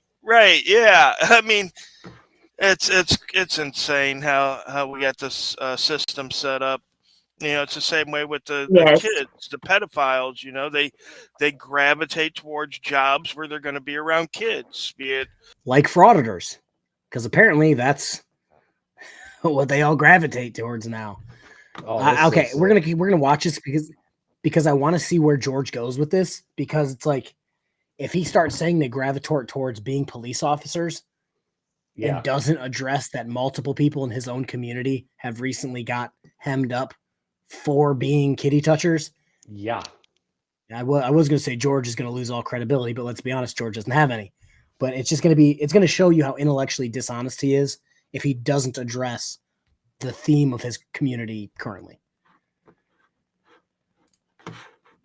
Absolutely. Yeah, daycares or schools or youth football or baseball or Girl Scouts or whatever. These people, they're not totally stupid. That they realize, hey, I could be in a position here to get what I want or need, and so they do that. Now the scary thing is where I used to live, there was a youth minister that, I mean, it wasn't an extremely young person, but it was still an underage person. And, there were charges there. I don't know the whole story, but I mean, youth ministers. It's Right. very Know the whole scary. story. Why are you bringing it up? I don't understand. Well, and the thing is that they're talking about this as if it's something new, that people infiltrate places, right? And it happens. We know this happens, but that's why we're on the lookout for weird or things that don't make sense when people get these jobs, right? And there's no way to predict the future.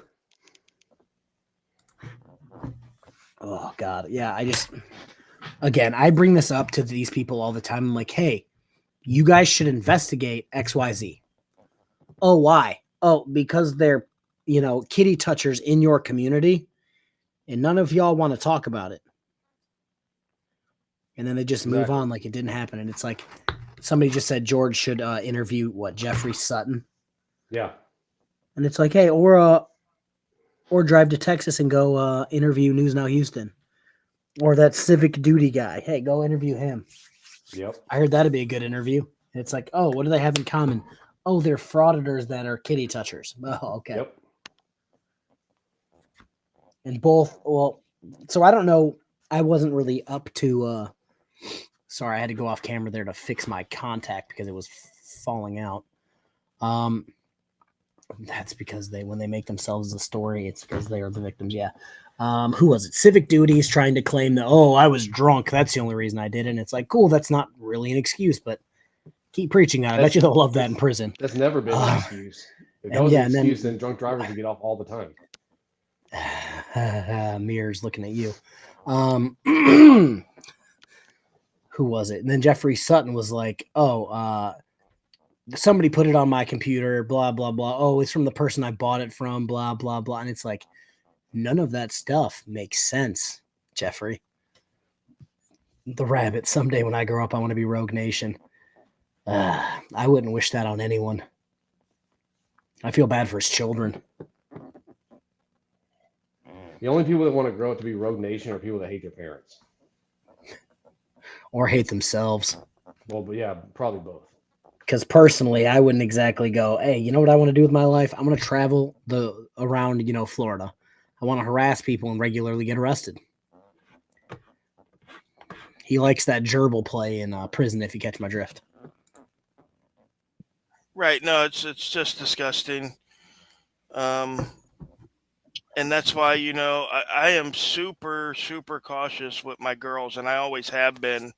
Mm-hmm. I mean, keep them away from your community, to even George. let them out of my sight for a while is just almost more than I can bear, because it's just so fraught out there with, idiots, and Yeah. not even idiots that want to hurt you physically, but hurt you mentally with their idiotic thinking and behavior rubbing off on my kids. So it's a hard road to hold, but thankfully we've held it, and my girls are great, and they've got good attitudes, and they're good in school, and they do everything that they a normal person should do, Right. instead of my oldest is 16. Down here in Florida, nice. I think the average age for getting knocked up is like 14. You know right, what I mean? already winning. Right. So, I'm ahead of the curve there. I'm like, woohoo, So, right. I'm not a grandpa with my kid at 14 years old. So I don't think the mean age of girls in Florida are getting knocked up at 14. I feel like if that was the case, more people would be talking about that. Yeah, no shit.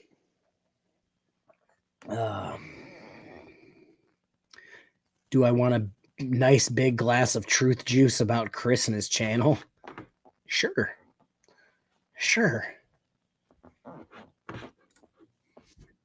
Thank God All for I that. would say though, when you become a grandpa, you're going to make a great one. Absolutely not. You're going to be fantastic. Absolutely not. No, my wife says I'm going to be Red Foreman.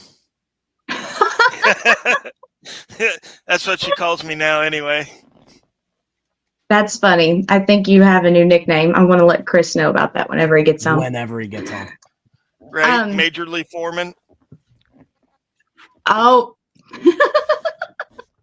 James. That would actually be fitting. Give it about 5 years though before you use that. Oh yeah, absolutely.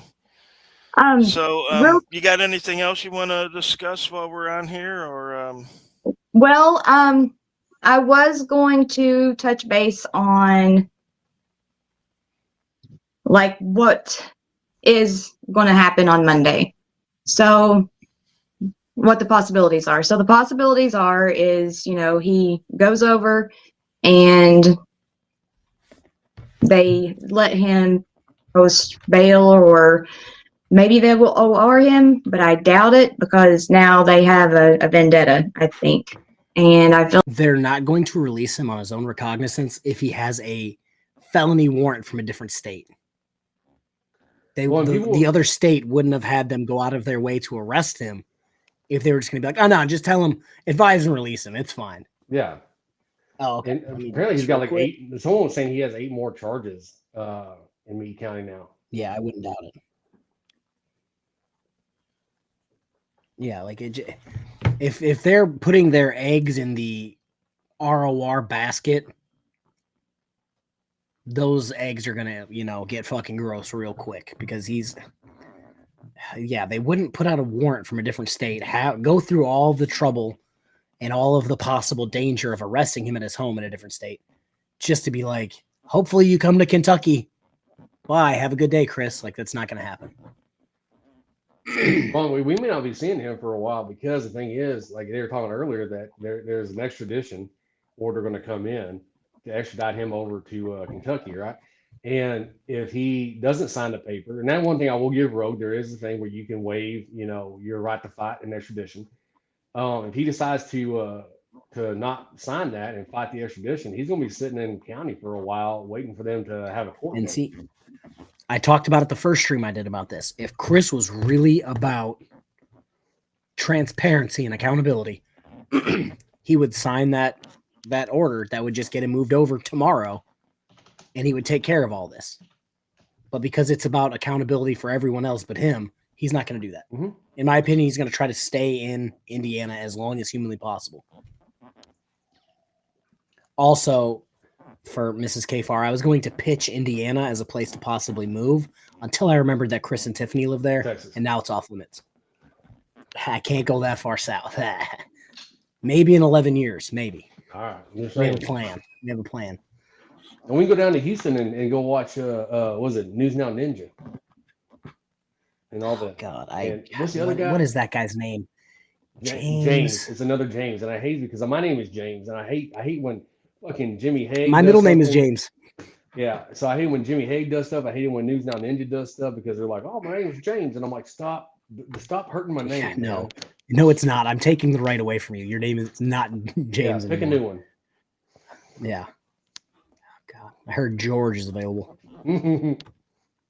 Or Josh. I mean, that seems to be a popular one too. Yeah, I mean, you're not wrong. Who is it? Big G Audits, Broken System, Broken Trust. Oh, God, there's so many. I'm drawing a blank. I want to say there was like 4 or 5. Isn't Lucky Laptop a Josh too? I can't remember. No, he's a James. Oh God. So you got Jimmy Hague. Jimmy Hague is JC News Now, and James Fish is Lucky Laptop News. Loki's right. It's like all people named Karen changing their names. Yeah. Oh my God! And Craig Hendry lives in Indiana. I totally forgot about him. God, we go to Ohio. There's a ton of them in Ohio too.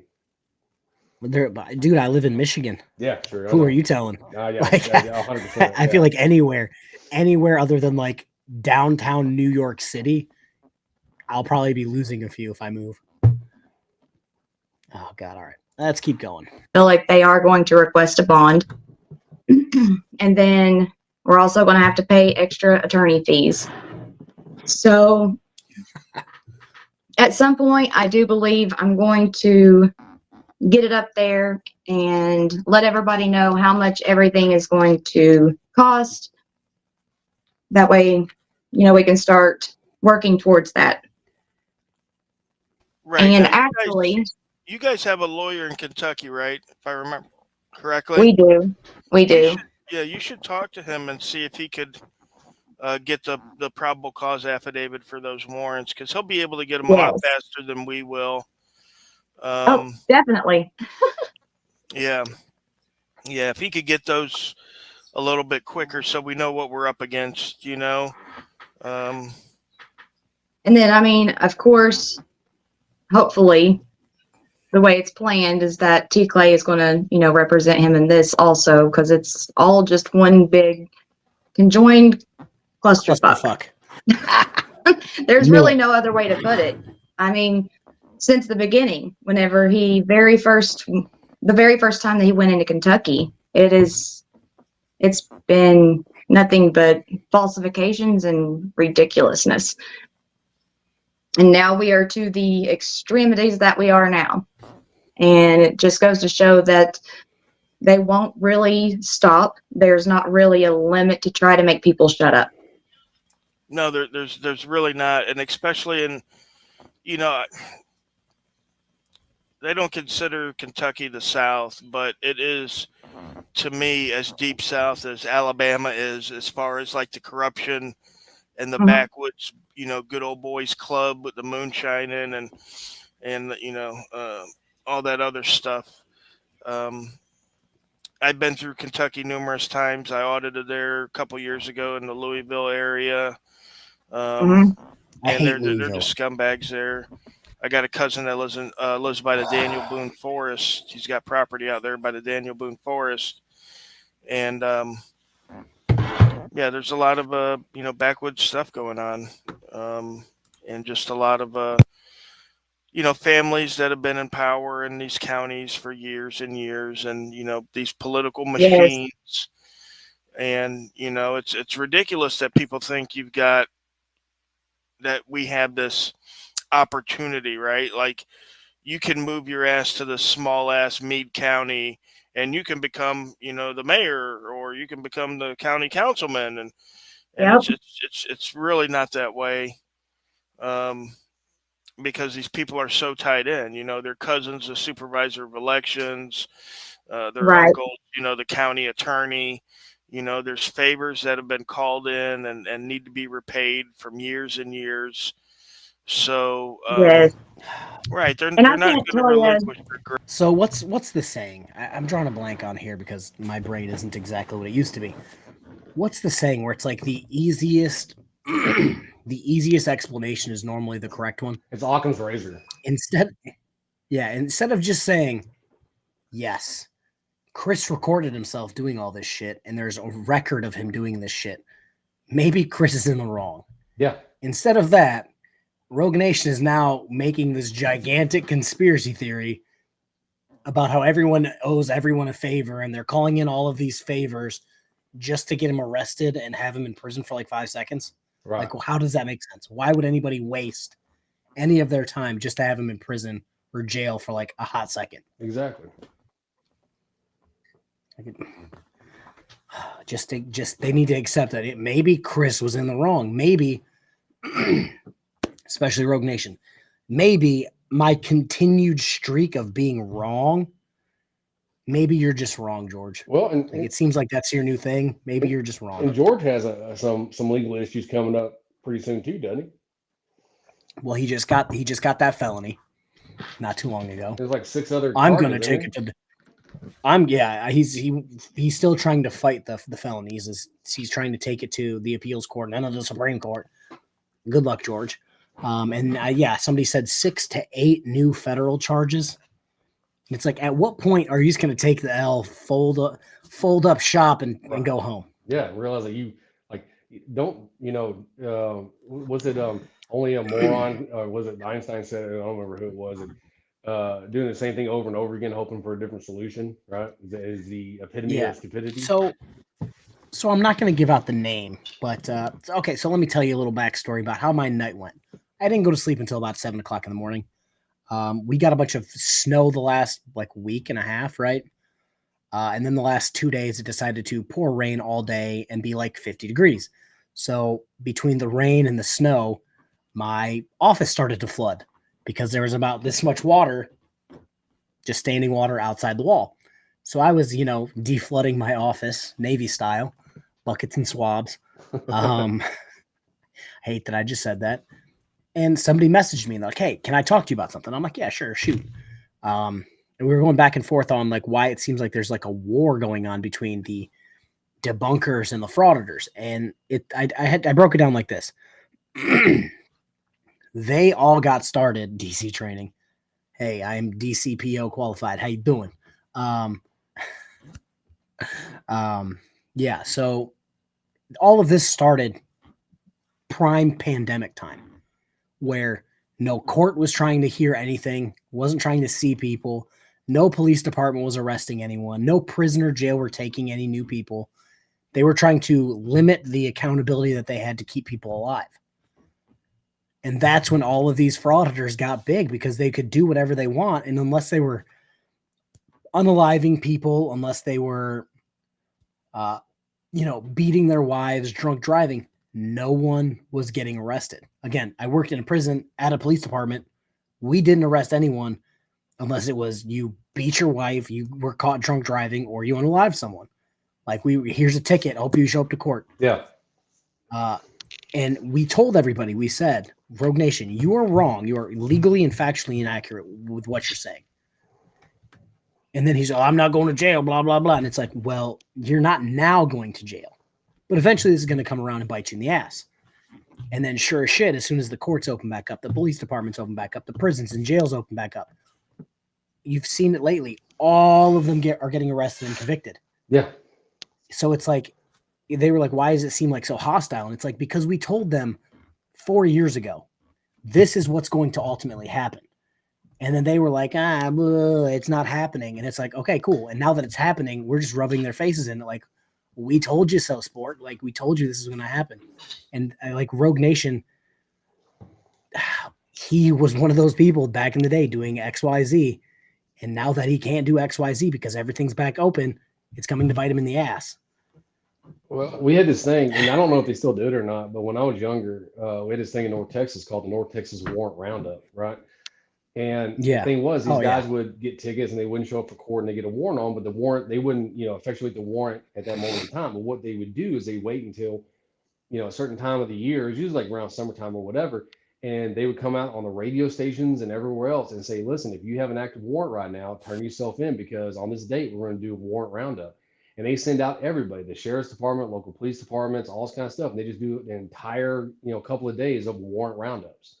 And they announced it on the news. If you don't do it by this time, this is the North Texas Warrant Roundup time. So eventually it's going to come back and bite. And that's why I told Angry Vet the other day. And I told him, I said, you keep going down this path. I was like, you will end up in jail. I was like, you will. I mean, it's inevitable. You keep doing this stuff, especially now with the cop watching that he's doing. But honestly, what he needs to do is go, I said this before, they need to stop cop watching and become Weight Watchers, right? Or go audit Jenny Craig, right? And, because they're not going to be around. Shout out Russell. Yeah. How you doing?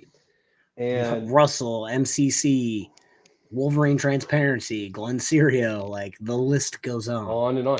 And if I had to listen to another auditor, like literally walk in the parking lot into a building and go, or broken system, broken trust, casually walking down the middle of, a decently sized road to go call a fucking police officer the B word.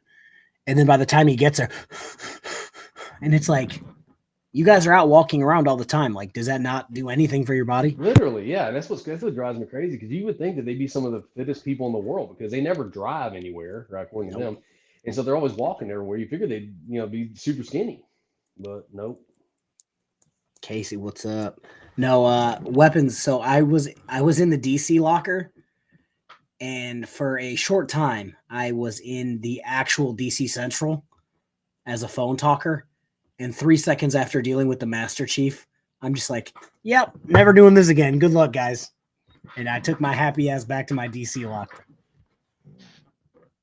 Oh, God. All right.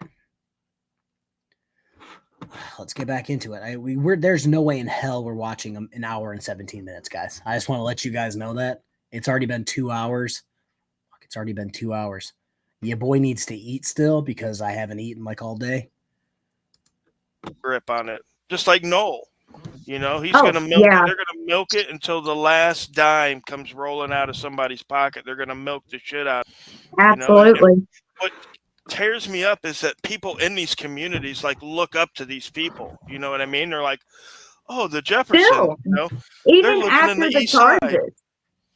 Well, right, Well, right.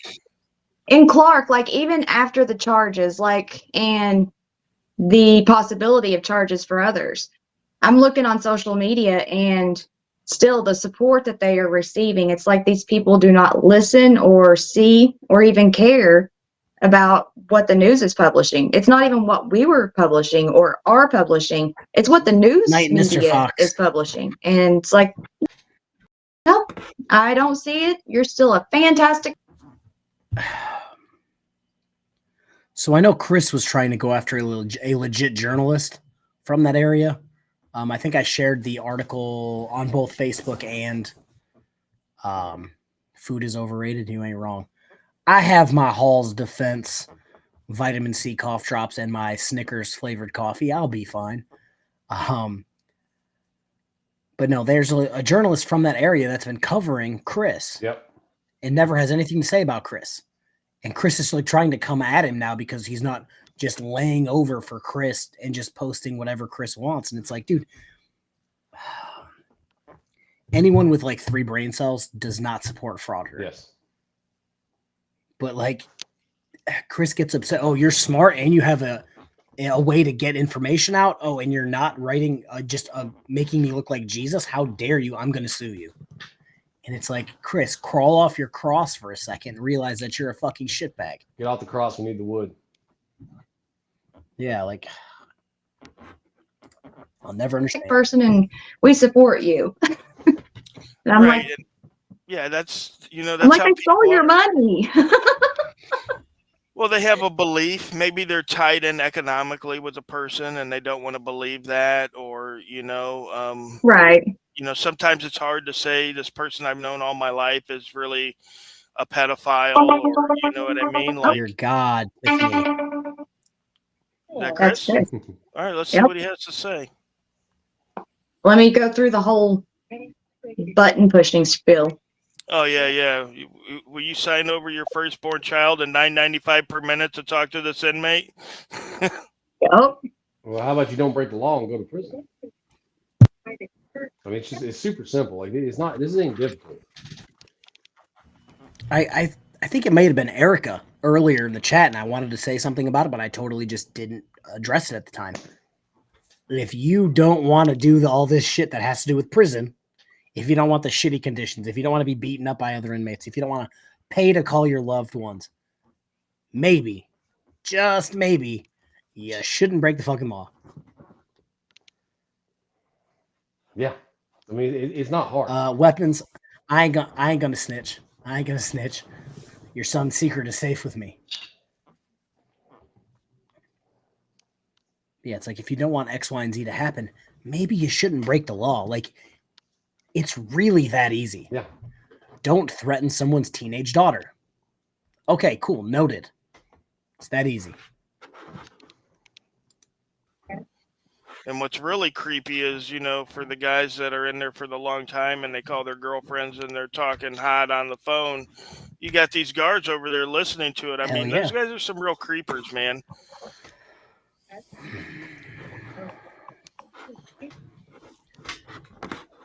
Yeah, keeping the swine, you definitely can. All right, George, shut up. I got some things to say. So, from experience, why do guards listen? Shouldn't be an issue with that. Because Honestly, yeah, personal experience, we had people call. Okay, I'm gonna have to wait on the call back. Okay, Tiffany, shut the fuck up. Thank you. You'd have people who would call their loved ones. Hey, I'm in jail. You know what to do, right? And it's not like, oh, to come bail me out. It's like, oh, you know where it is, right? Get rid of it. And it's like, oh, so you're talking about getting rid of the evidence or getting rid of drugs that the police are literally on their way to seize. Please don't stop playing Tiffany until Rogue reads my super chats, please. All right. All right. One other thing. But yeah, it's like in the military, your analysis. If you had to be an observer in your analysis, right? Doesn't mean you're a creep. You didn't have a choice. That's part of your job.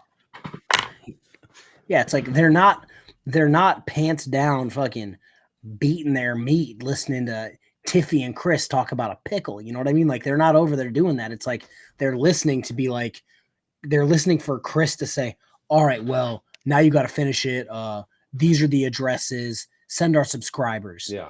Like that's what they're listening for. If Chris says, I'm going to stick the little gherkins, and it's like, they're not listening for that. You know what I mean? Oh God. Yeah. PP Watcher sucks. Hey, PP Watchers suck, but hey, I tried to make it as awkward as humanly possible for the PP Watchers. Because I thought it was funny. If I was going to be having my PPB watched, I was going to get a kick out of it. Single time, whenever he calls, it doesn't work the way it's supposed to. And I'm pushing the buttons, and I'm pushing the right buttons too. So yeah, he'll call right back.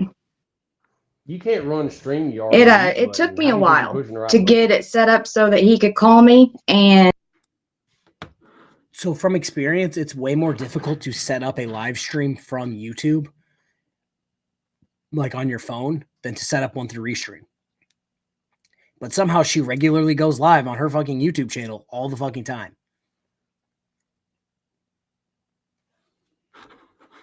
And if you don't have an account set up, it charges you like $3 for every time that you accept a call, plus 20-some cents a minute. And then there's another charge on there too. And I was like, no, thank you. So I had to make sure I set up an account today.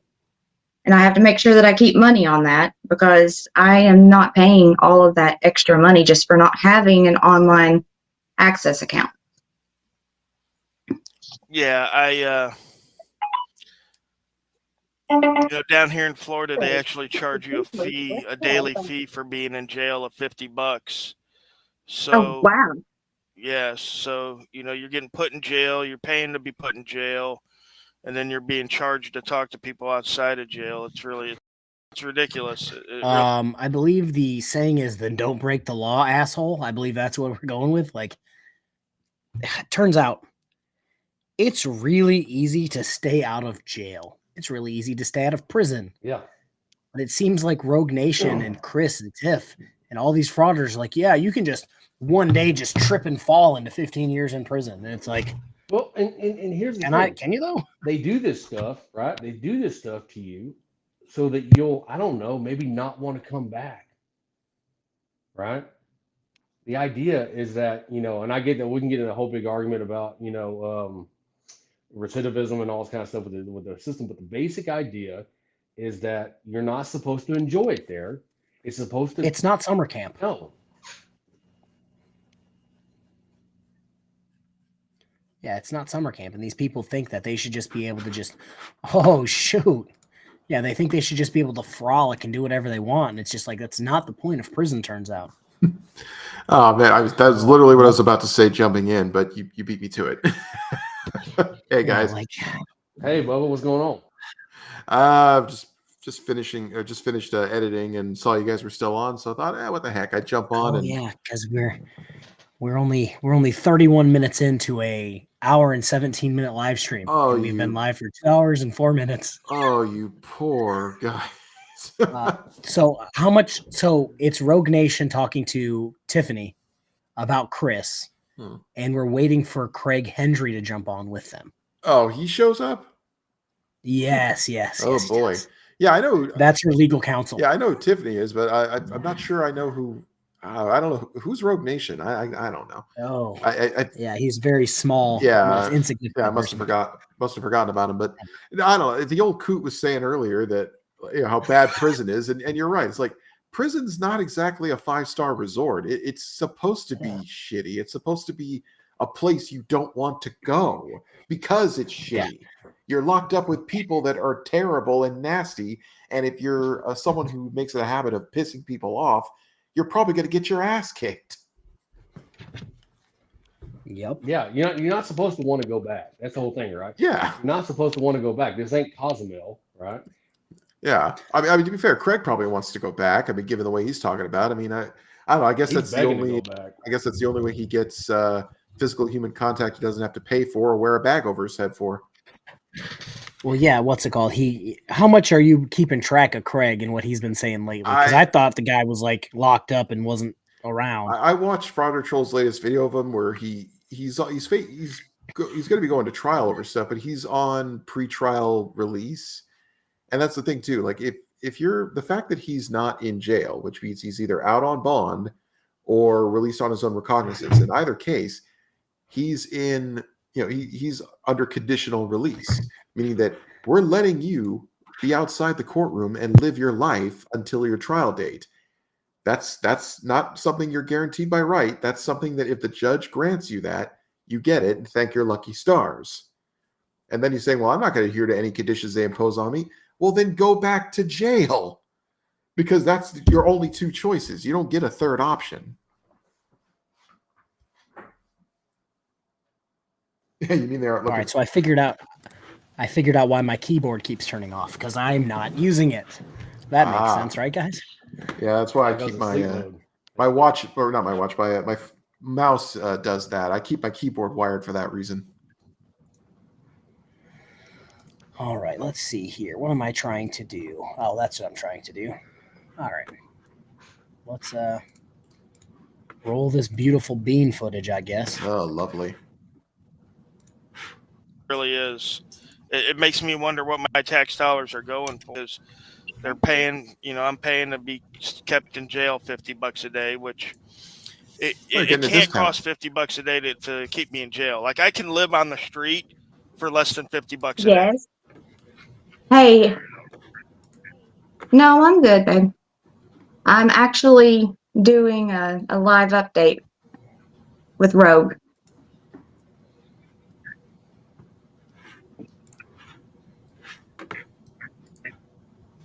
Okay. Do you want to say anything? Well, hang on. Hang on. I'll put you on speaker and you can say it.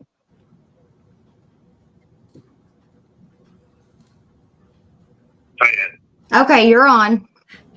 All right, everybody. It's great to see you. Can't see you, but it's not fun. I'm in jail. But I just called to check on Tiffany. This is not really cool. I don't know what's going on. It looks like maybe we'll find more out on Monday. But I love you guys and thank you for all the support. Yeah, we'll see what happens Monday. And I'm going to take Tiffany away from you guys because I only get one chance to talk to her tonight before I go to bed. So that's fine, buddy. You guys talk, and I'll keep the stream going while she's talking to you, and then we can get her back. Oh, you can go. I've got a video that I want to show you guys too that was sent. So okay. I'll do this and then I'll be back. Thank you, Rogue. Yep. So all right, guys. At least we got to hear. All right, so we're gonna pause real quick to get this super chat. Cerebral Tackle, thanks for the $5. I donated for diapers. Now I'm donating for condoms. Thank you, bud.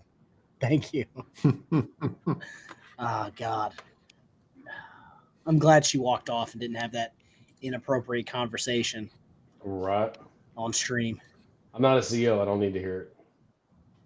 Yeah, right. Oh God. Yeah, I just like what are they talking about? Like, what do they really have to talk about? He got arrested yesterday?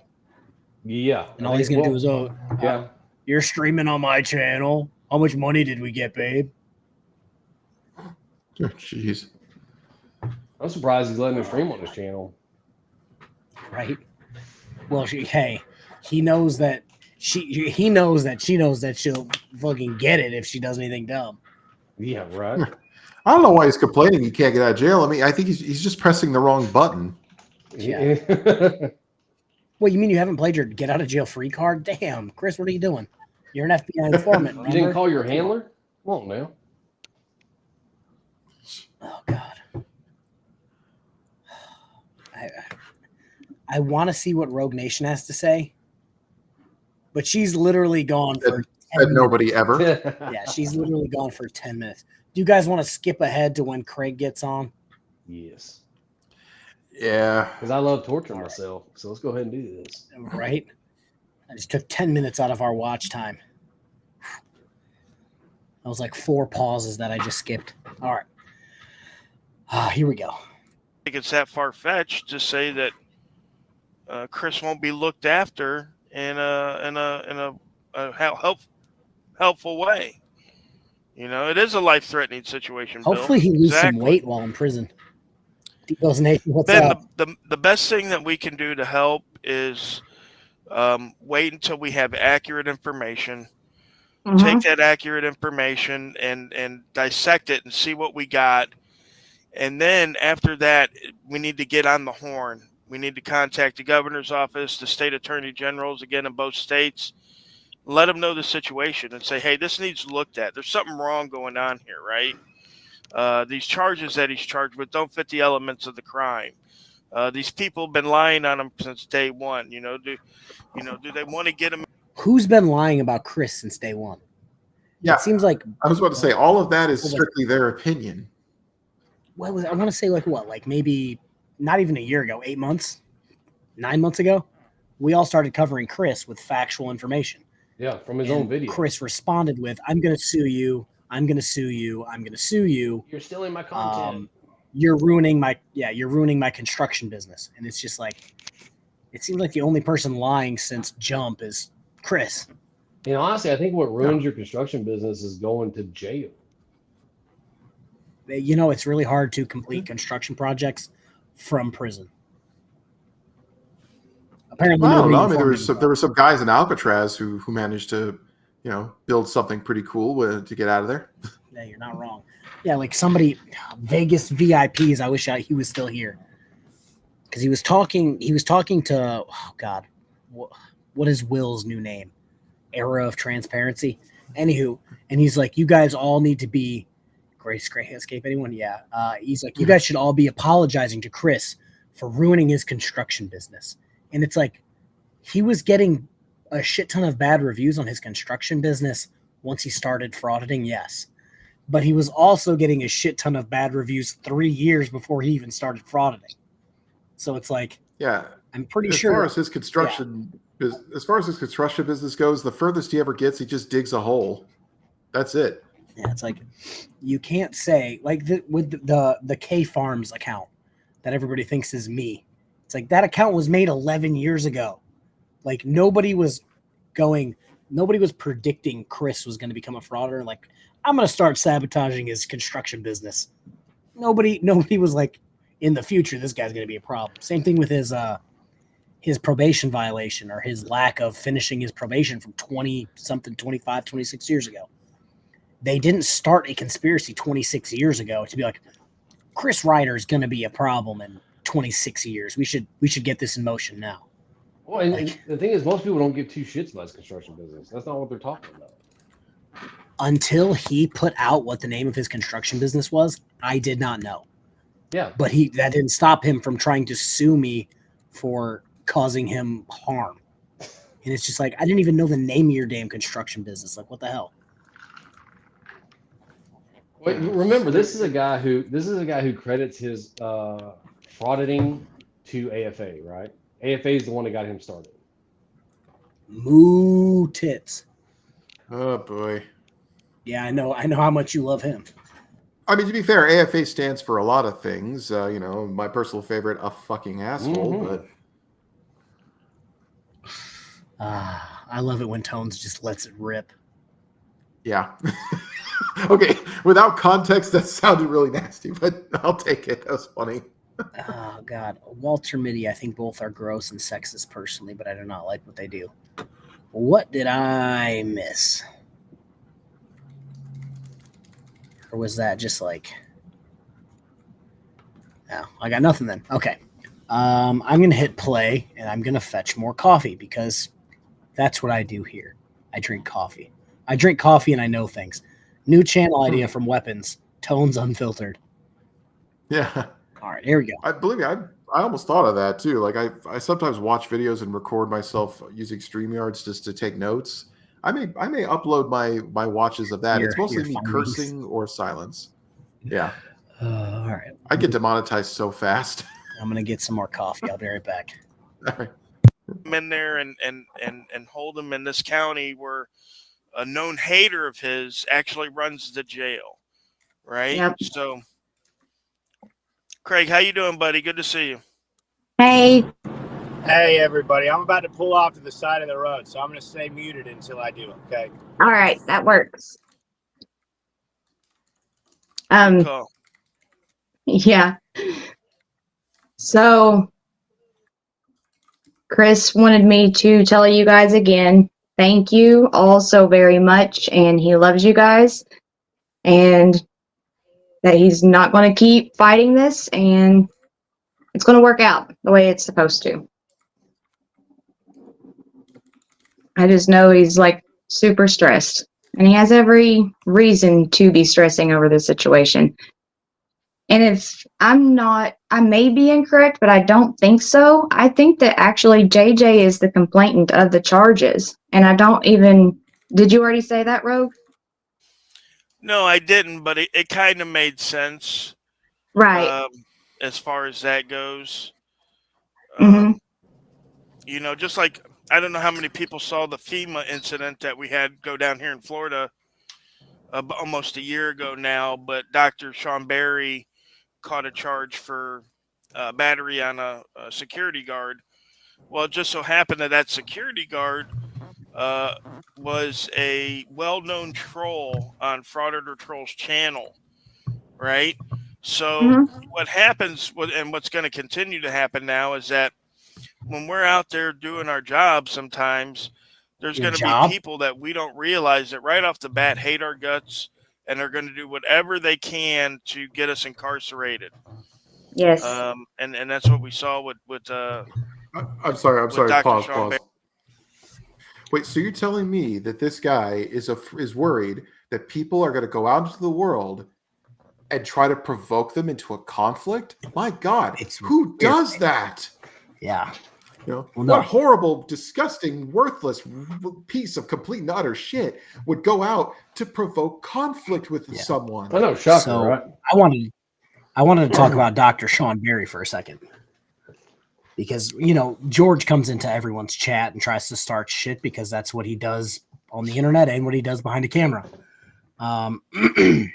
We were talking about education because, as you know, there's quite a few lawyers on this side. There's people with degrees, professional experience, educational experience in the law enforcement field. And when I was talking about that, he goes, well, we have a doctor. And it's like, a doctor in what? Like, you could have a doctor in geology. That does not make you some sort of legal professional. You know what I mean? And once again, it's a logical fallacy. It's called appeal to authority. Yeah. It also, the way he said it, it reminded me of like when Tony Stark was in Stark Tower and Loki was like, blah, blah, blah, blah, blah, blah. And then he's like, well, we have a Hulk. Yeah. That's what it reminded me of. He's like, we have a doctor. And it's like, you're one doctor. I'm pretty sure that he's not a lawyer. He's not a judge. He's not XYZ. It's like, I don't care. Like, and even then, he's probably a guy who's probably logged maybe 15 hours playing Operation and still can't get one piece out. And it's like, if you're a legit doctor and you have fallen so far that your job, as Rogue Nation put it, is to go out and actively harass people in public, because not everywhere is public, like they say. It turns out a dispensary in Missouri is not the public. It's a private business. What? Turns out. Yeah. Shout out JC News Now. How you doing? Wait, JC News Now is here? God, no. Oh, he audited a dispensary and almost got his ass beat. JC News Now. That's his like go-to move. He just stands outside dispensaries and gets trespassed, or stands. What was he doing? I covered it. Why don't they just offer him a free sample? He'll be happier and he'll probably, be nicer. It was the one time he was like standing up on top of like an embankment in another parking lot, like looking down at like a dispensary or a pharmacy, like into the drive-through, and everybody like was driving through the drive-through, like, what the fuck are you doing? And it's like, that's like, at what point is that what you go to? You know what I mean? Like, your go-to is to harass people getting their prescriptions. Well, it's the same reason there's guys who go to schools now. It's all about it's this huge desire, and I've said it a million times. I'm probably going to be repeating myself here, but like it's just like any social media stunt. Everyone's looking for something to get noticed, and they say, well, post offices have gotten boring.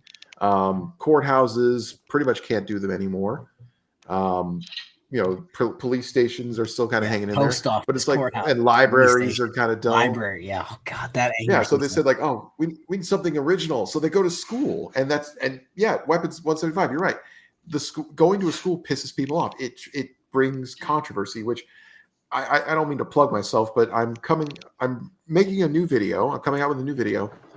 I'm basically rehashing episode 8 because a certain angry garden gnome took advantage of, which I find hilarious. So supposedly being all for free speech, Are you these talking people would about gladly weaponize a Jason broken Utterman? system. Yeah, like they would gladly utilize a broken system. Something that's incredibly stupid and no teeth. But they'll use something that will shit all over people's free expression and free speech purely because they're butthurt. It's so ironic. Well, because I say it all the time. It's all about transparency for other people. It's not about them. Oh, heaven forbid they get shown in some bad light now. I'll be the first person to strike it. Yeah, but not to spoil anything, but it talks about the concept of public controversy, where it's like, like you choose to put yourself out there, you eject yourself into a topic of public controversy. Yeah. In this case, suspicious pricks showing up at schools who don't have kids, much less ones that go there. So by doing that, it's like, oh yeah, people are going to notice me because I did that. People are going to be watching me just to be outraged. It's literally the easiest thing for a school to do. Hey, what's your kid's name? Oh, I don't have a kid who goes here. Okay, get off the property. Bye. Nope. Their answer is I don't answer questions. It's like, so you're not going to tell us you have a kid here? Like, well, we'll see when school gets out. If you're still here, you're going to be trespassed for the rest of your life. Yeah.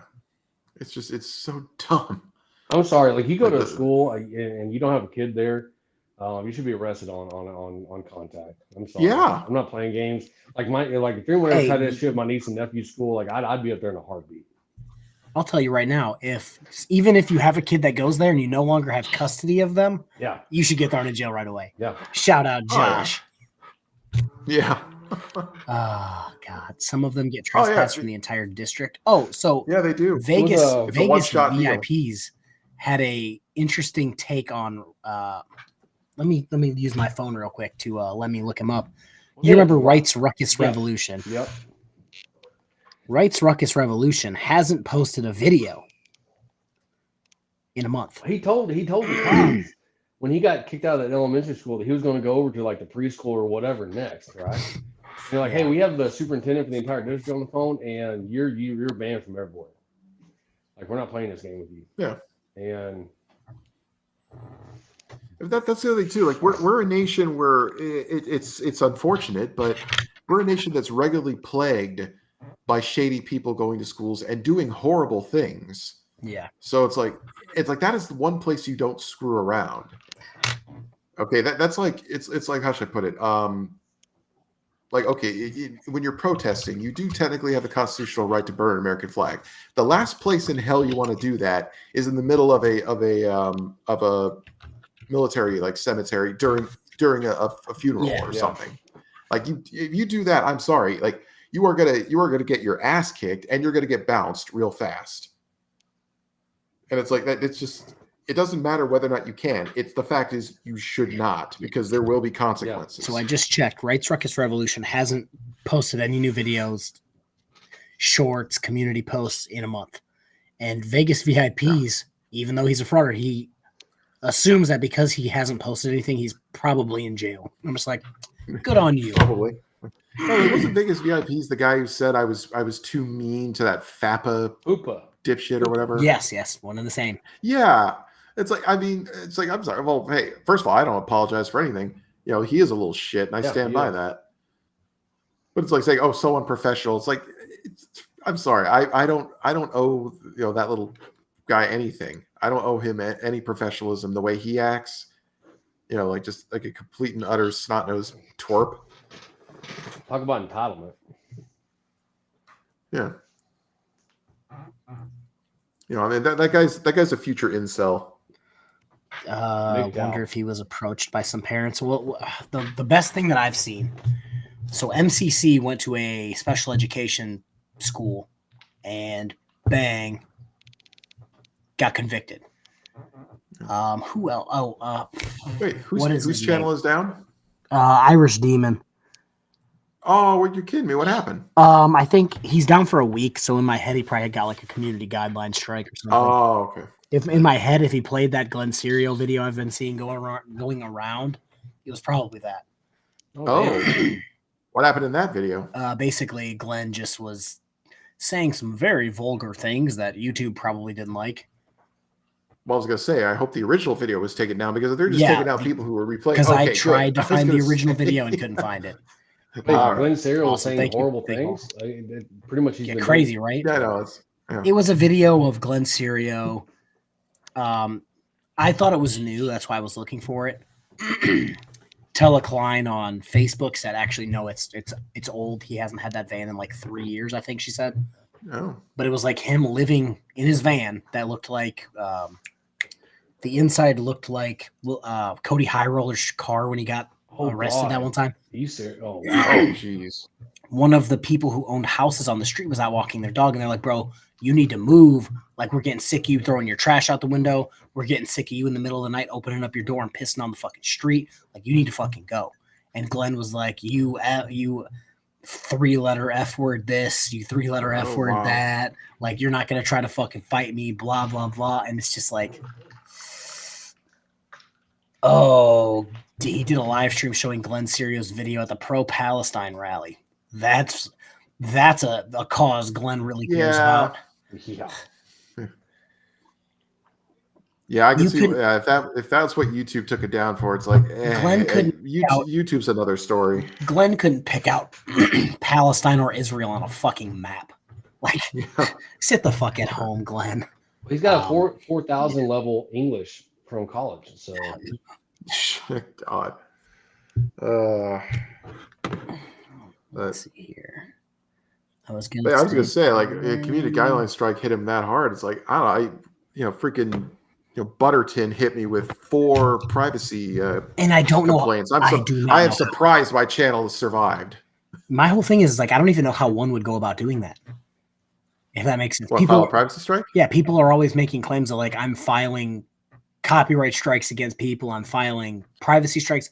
I don't even fucking know how. I couldn't even suggest to someone how. So the fact that he's over there like spamming privacy strikes against fucking everyone is crazy. Oh, I'm convinced his Lenslinger fans are the ones doing it on his behalf, but YouTube doesn't check the identification of whoever's doing it. So because I'm thinking, how are they going to do it? Do they ask you to scan a copy of your driver's license? And yeah, I know it's like a whole process, and I'm just like, I don't care enough. Like, yeah. Well, I email a link to the process to fill it out. Every time I see when a frauditor is definitely putting out. In fact, I did that to NorCal Cop Watch. So if he ever catches wind of this stream, and if your videos get taken down by privacy strikes, you can thank my ass for that. Hey. But I emailed every person whose business card he put on the screen, literally as the place is getting call flooded. And I'm thinking, oh, I'm sure, no doubt, these people will be getting bad emails. So I pretty much said, yeah, just to be aware, if you've been getting a lot of bad emails, it's because of this. You are within your rights. I don't care. It doesn't matter if you're a public servant. YouTube is indifferent to this. You could go file a privacy strike today and take it down. Yeah, that's what I start doing. I have a pre-written email. I just copy paste, drop a link to the video. I drop links to the privacy strike process and just say, look, go do this. Like, believe me, it'll be a lot easier. Just take it down. It won't be there anymore. And you're not gonna, don't let this guy profit off of your voice and likeness, after giving you such a hard time. It's like, you're a human being. All right, your bosses can't make you retracted. You're breaking the First Amendment. That's against the law. You can't file a privacy strike. YouTube does not give a rat's ass about the First Amendment. That's why I find hilariously. This is the thing that kills me. Ironic. They're all about transparency. They're all about this. They're all about that. But he, like, Asen Utterman, if you will, they're all about exposing random folks for basically just not liking them. And then they get mad. They're breaking the First Amendment. They can't break the First Amendment, blah, blah, blah. You can't file a privacy strike on me. But the moment, all you did was simply use the man's name and his face. Yeah. Yeah. Privacy strike. And it's like, so it's not cool for them, but it's cool for you. supposedly the arrest affidavit is what he went after. I mean, in YouTube, they of course they don't tell you what you did. I combed through every screenshot I used, and supposedly the arrest affidavit, even though they redacted some information, there was something that was usable. Like maybe it had his driver's license number, if that makes a difference, and maybe it said his height and weight. I mean, what is that private? I don't know, but any information that was on there is what the government deemed, didn't have to be redacted, which means it could be found somewhere. They deemed it to be accessible for public viewing. Yeah. So Chris, if they think it was fine, go ahead. Chris and generally specific are saying that public employees can't make privacy strikes. Yes, they can. So to my knowledge, I call bullshit. They can. To my knowledge, they can't stop you from necessarily recording them. But what they can stop you from doing is profiting on a private business's platform. I love using their face. YouTube. The video's the courts still have there. ruled. The video's still there on their camera, on their computer, blah, blah, blah. The video's still there. They're not making you delete it. They just aren't letting you profit off it off a private company that says, these are our terms of service. You signed it. You broke it. Video's gone. I love Chris's explanation of why they can't do privacy strikes, right? Have you heard him explain why? Like, even the cops can't do it? Because according to him, his channel is not commercial. And by commercial, it means that he's not making commercials, right? And oh God, that's so literally stupid. what he said, right? And he said that's not Black Law's dictionary. I know, right? And he says because my channel's not commercial, but it is commercial because I guarantee you follow it under entertainment, not news, and you're making money off of it, which makes your channel commerce because you're making money off of it. You fuck. Yeah, these guys need to watch more sovereign citizen videos because they'll make the connection between the word commercial and commerce. It's basically a shortened version of saying it's like commerce. I'm not making any commercials, so it's not commerce. It's like the flat earthers that were saying that horizon and horizontal come from the same thing, right? No, they don't. 100% they do not come from the same word. And they're not. I don't even think they're spelled the same way. A public employee won in court against Rogue Nation on a privacy strike. It doesn't even make sense. It's a private. It's a platform that lets you be viewed publicly, but it's a private business with a terms of service. If you break said terms of service that you signed, exactly. Like when you create a channel, you are agreeing to adhere to their guidelines. They operate outside. I mean, I know it's a bad word to say it, but they operate outside of conventional law and everything because it's something where you have to agree to get in there. You are signing a contract to adhere to the rules, even if you don't agree. Even if you don't agree with them. You have to follow them. It's like otherwise you're not allowed Fitness. to upload. I hate Planet Fitness, but let's bring Planet Fitness into this. Throwing shots at everybody today. If you go in, you sign a contract that says you won't do XYZ, you will do XYZ. If you break the contract, they can throw you out the damn gym. Like that's what YouTube's doing. You broke our contract, so now we're getting rid of what you did. I love Planet Fitness. They had the best. They had the best like business scheme ever. Like I love it. Get as many people to show up and hope no one actually shows up. They don't, and that's what happens. They're like, hey, it's January, it's so $10 a month, right? And it'll get you a membership, and then they know people ain't gonna come back, but they forget about the $10. It's genius. I'm just saying it's genius, right? Well, the sad thing is, I'm actually going to be renewing my membership with them because what the hell? I don't care if people know about it. I unfortunately lost my job in December, and with it came access to a gym in the building. So whatever job I as someone get, who works out on a regular basis like 5-6 days a week, right? I love Planet Fitness because it's so empty. Like there's nobody in there. And this whole lunk alarm, I would go this after whole lunk alarm thing is a joke because I've seen guys break those like lunk alarm rules, and I've done it myself, right? And when I'm lifting and all this kind of stuff, and I love it because there's nobody in Planet Fitness. Yeah, I mean, before I had the job that came with a gym, I used to go there all the time after work, and the place would be empty, like 5 o'clock in the afternoon, and there would be barely anybody there. It's like, easy. And I was hitting the gym for an hour a day, every day. I wasn't getting any much better in shape. I think if anything, I was pretty much keeping myself on a plateau, because I know I spend most of my time sitting at a desk. So I needed something that reminded my body that it's capable of motion.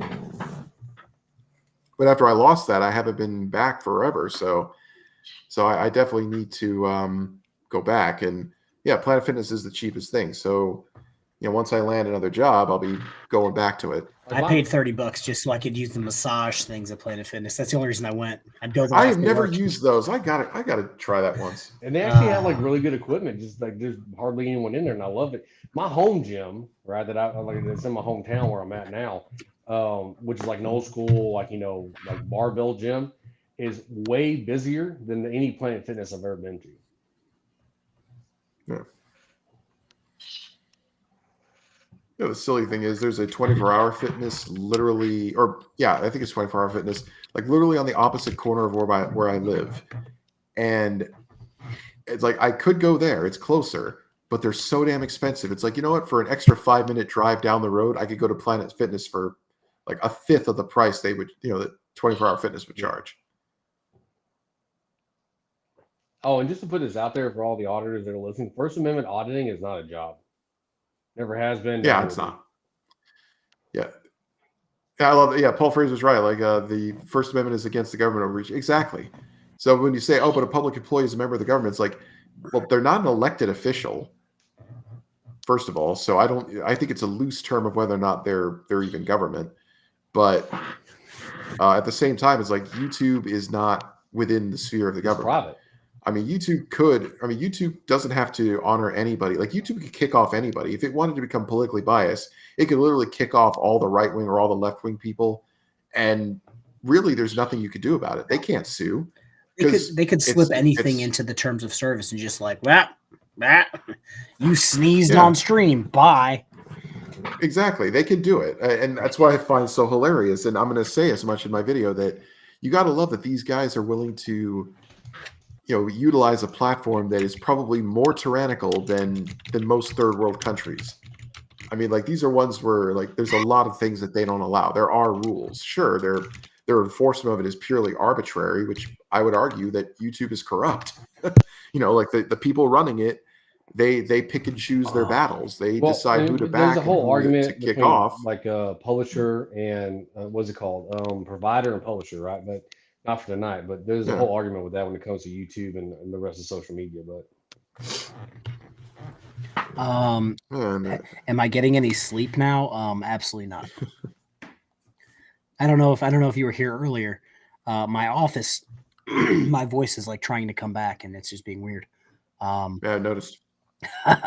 My office started flooding last night, so I was up until like 7.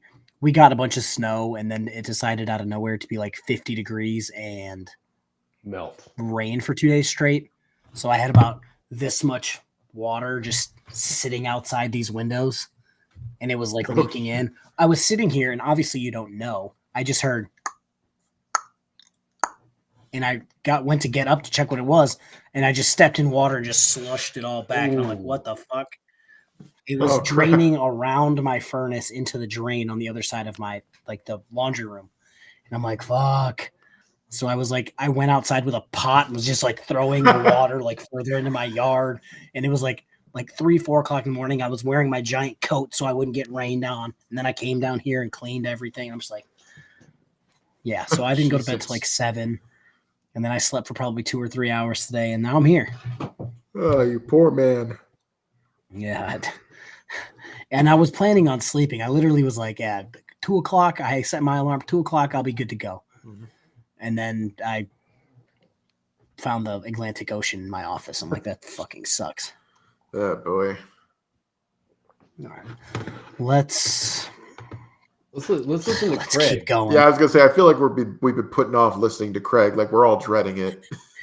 Nobody wants to listen to Craig. Barry, and again, that's what we're seeing here with Chris, I believe. Yep. Yeah, no doubt. Sorry about that, guys. Thanks for having me on, Tiffany. Tiffany. I know. I'm happy you got to come up. Yeah. Well, absolutely. Well, I mean, this is just, it's so, I know that I sent you the 2-minute video, and I don't know exactly what your plan is. If you feel that is relevant, go ahead and play that. But I'm just going to say, I think that what's happening with Chris, I know that what's happening to auditors all over is the substance of the charges is not actually the point. The point is, process is the punishment. Yes. Chris, this is working out, in my personal opinion, exactly in the manner that these people want it to work out. They want Chris to be in jail. They're sitting at home right now watching this. Like, they are literally watching this and they're laughing about it. And they're thinking to themselves, he's in jail and we're happy. I'm laughing. Sorry, I was. I'm They're laughing. I had to sick prove people. he's right. They're psychotic people. They don't understand how torturous it really is to hold somebody in a cage. It Absolutely. Words can't describe it. And what they're So is it just me, or is everyone just adopting Chili's vocabulary when it comes to this shit? 100%. They are. Although, to be fair, I think I heard, this is going to sound crazy, and I'll give credit where it's due. I heard Josh talking about putting someone in a cage before I heard Chili ever say it. So, just saying. So in my head, Chili is the Lord Farquaad of the frauditing community. Mm-hmm. He's the king, just a little guy, and everybody wants to follow him. Like, there was a video. Who did the video earlier where someone met Chili and he was like, "I thought you were like a big guy, but you're like this little guy." Yeah. And it pissed Chili off so damn bad. In the one video, I realized how small he was. Like, unless the officer was just gigantic. The officer had his body cam, and he was like looking straight down on Chili. And I'm just like, he's got to be like, he's like 5'4". Like, I'm not tall. Like, I'm 5'8", right? But Chili's shorter than I am. Yeah. Like, I'm about 5'9", 5'10". Last time I went to the doctor, I was 5'10". How you doing? But yeah, like all these dudes, it's like, how you doing down there? It's like, I've never been able to do that tall, before. so if I met Chili, I think that would be hysterical. By the way, well, congratulations, you're probably pulling people on Tinder. By the way, Firefighter 936. Unfortunately, no. To my great regret, I did not get a chance to serve. But otherwise, there would definitely be a lot of jobs out there I would be itching to do. But yeah, it's just I love how they're describing. Oh, they're psychotic. They're laughing. It's like, yeah. Or he says, oh, it processes the punishment. I'm thinking, yeah, actions have consequences. Yes. That's the point. Yeah, you don't have to. You don't get to do what we you were going want. through how we were going through how in 2019, 2018, 2020, like pandemic time, these people could go and have zero consequences for this shit. And now that everything's open, it's like, oh, you mean we were right this entire time and it's going to have consequences, and now you just don't like it. Yeah. So now you're like, they're just out to get us. They're laughing at us while they're laying in their comfortable bed and I'm sleeping in prison. It's like, no, you broke the law, and they can finally go, get fucked. Yeah, we're also laughing. That's pretty much. Yes. Oh, what was that? And we're also laughing at you. Yes, at the same time. Yeah, it's like, of course we're laughing at them. It's like, you guys did something stupid and now you're going to pay for it. That's how it is. You know, somebody said it in the chat. They fucked around and found out. You recorded yourself breaking the law and put it on YouTube. You recorded it. Like, you're an idiot. I mean, to be fair, though, that level of stupidity is not restricted to them. I mean, we're seeing it even at the highest levels. I don't want to get political, but yeah, like, let's just say a lot of people are getting in trouble lately because they were stupid enough to say things on camera and have the stupid sense to share it with people. I'll raise you. I just saw, I don't know who covered it. It might have been Frauditor Troll. I don't even know. On one of his other channels. Pranksters are recording themselves doing knocking people out from behind or dumping random fuck shit on people in public, and it's just like, isn't there some guys in Belgium dumping buckets of just slop onto people on the subway and then booking it? It's like, and you know, the crazy part is those people get caught and they go to prison a lot more often than frauditors do. Frauditors, believe it or not, are just the gateway drug to just filming yourself doing something stupid and illegal. Like, there are worse. Frauditors are the flat earthers of the recording yourself doing dumb shit. Pretty much. The thing is, like, frauditors have become the gateway to SovCit, right? Yeah. That's literally what's happening. I'm watching this happen more and more with these guys. Is that the more that they fraud it, the more that they become, they start adopting this SovCit mentality, right? Well, I'll tell you exactly how it happens. They start off as frauditors. They wanna correct the system. They think they know more about everything than everybody else. And then as they catch charges, they have to try to find a way to those charges? Explain away. Yeah, explain away their charges. And as they do that, it goes more and more SovCit. And the next thing you know, they don't have a license talking about Black's Law addiction. Yeah. It's like, at the end of the day, these guys are motivated by one thing. They want to make themselves look better by bringing everyone else down. They have failed at life. They have no way whatsoever to pick themselves up.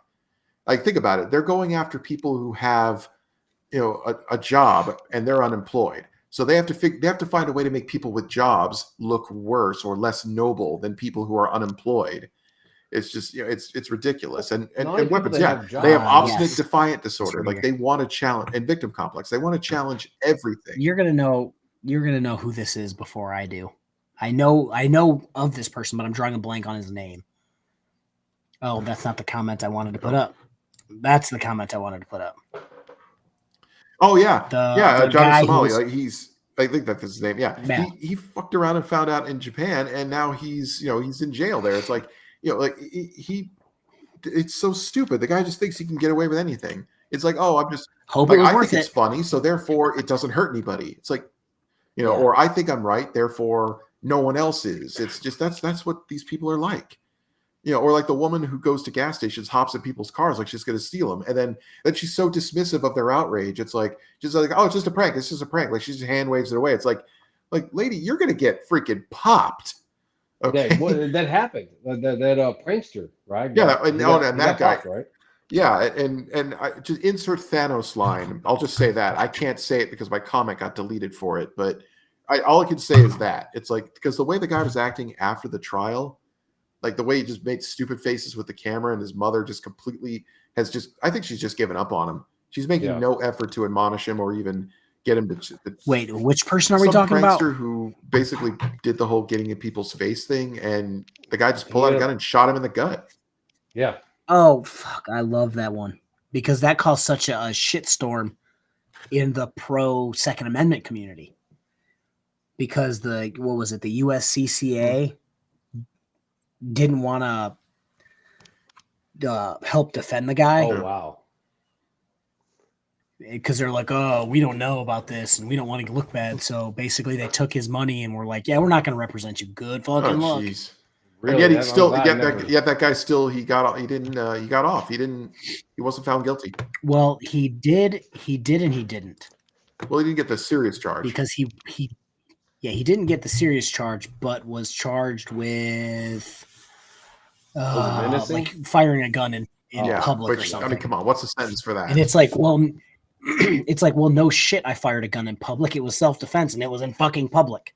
Yeah. Like, where else was I supposed to discharge? Yeah, what is that? A fine and and that's it. Like, and he probably still gets to keep his gun.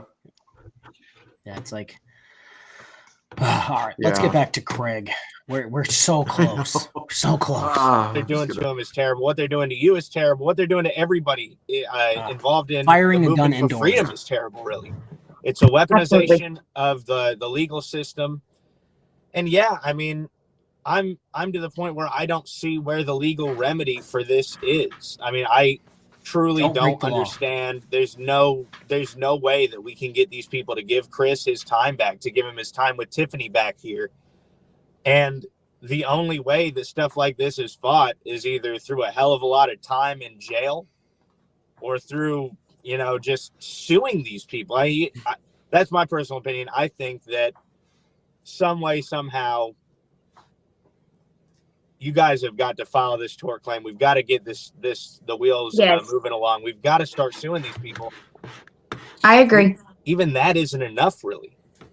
So I know that I wanted to come up and say my opinion on it. My opinion, and let me know in the chat if you agree, is that Chris has got to get out of jail. Number one priority. That man is being tortured in jail right now. This is terrible for him. He says he's all right for our benefit. He says he's doing all right for our benefit. He's not. I promise you he's not. I think he's got to, hate me or not. Okay. Let me. He's going to finish his thought. I think he's got to sign those extradition papers. I think he has got to get out of jail. He's got to go to Kentucky, but he doesn't want to do that on the weekend. I think he's got to do that during the weekday, because in my experience in jail in Kentucky, they hated me, but they said, I can't imagine why. The pretrial officer, he works 24/7. He sets the bond. he sets the bond basically before a judge sees it. On a weekday, a judge sets it.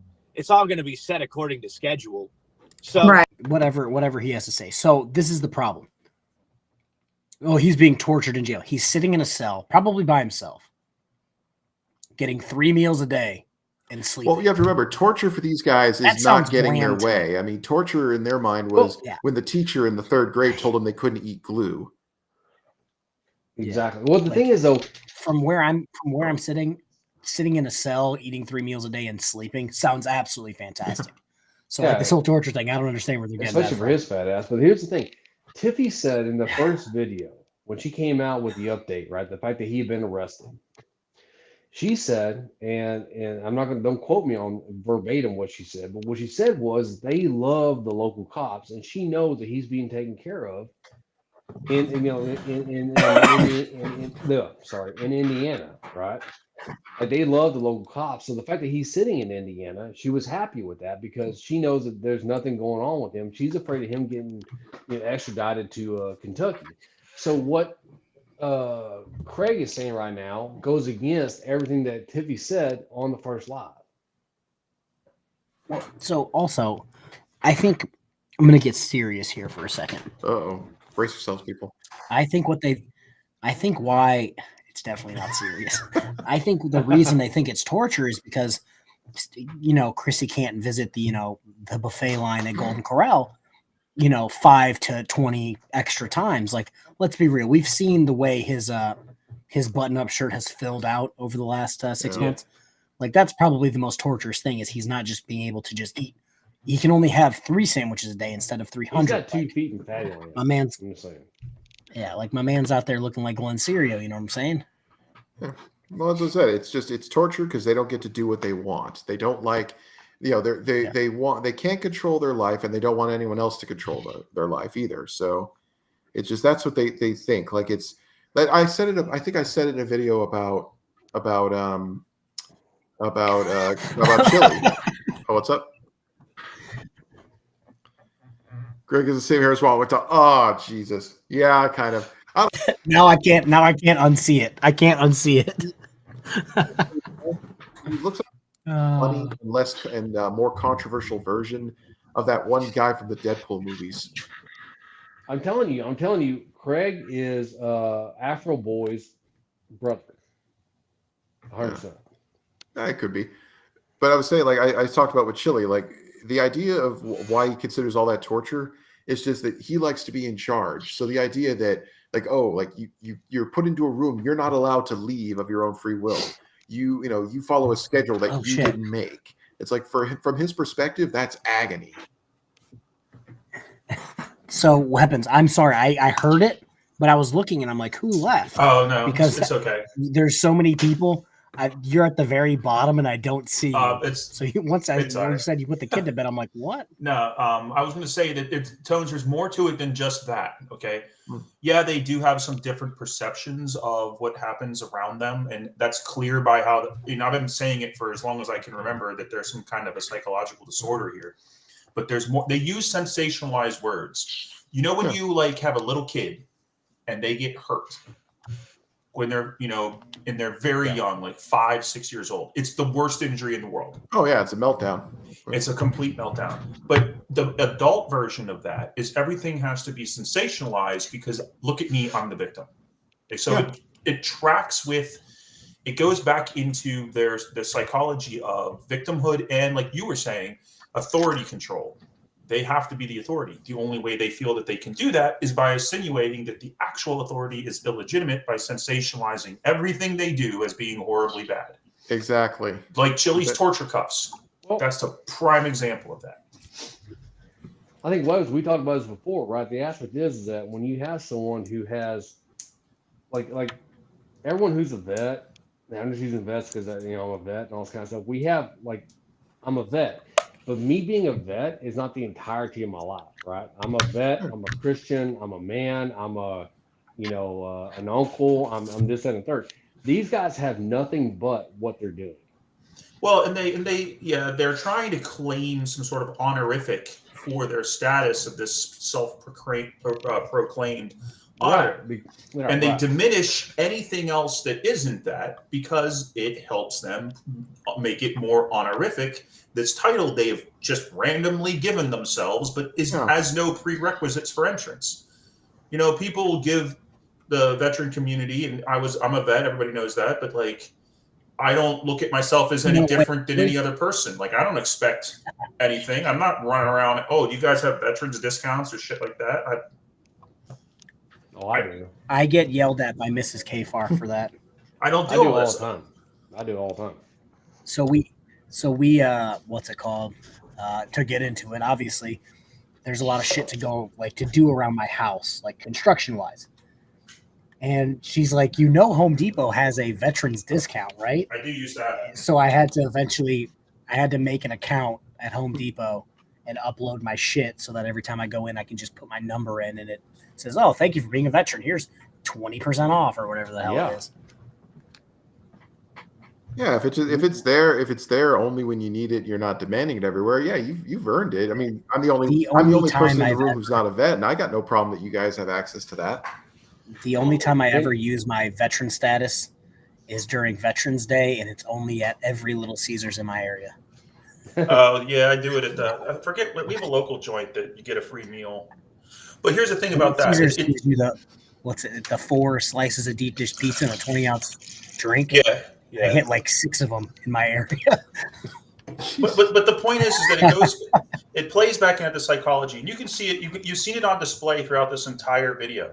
She's talking the rogue like he's some sort of SME, as we would call it, subject matter expert on this stuff. And it's like they give themselves far more credit than credit's due. Their victim status is way higher than it's worth. They fail to realize or take notice of anything that they've done wrong because that would immediately cancel victimhood. Yeah. Well, then the manipulation of grammar, they got that right from the SovCits. That's their quantum grammar that they do.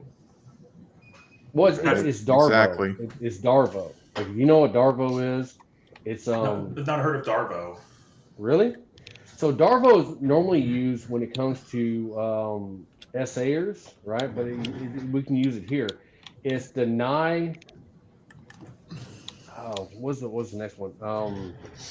Deny, attack, reverse, offender, and victim. Right. Yep.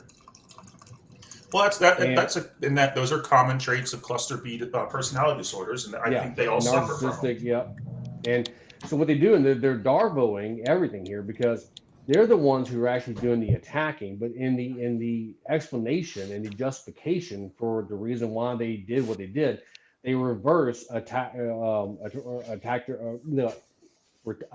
and victim, right? And yeah, I think agreed. And then they're the little kid, they're that sibling everybody's had, or a cousin that they had who was younger and would run up, smack the bigger kid. When the bigger kid reacted, then they'd claim victim. Yes. Yep. That would happen.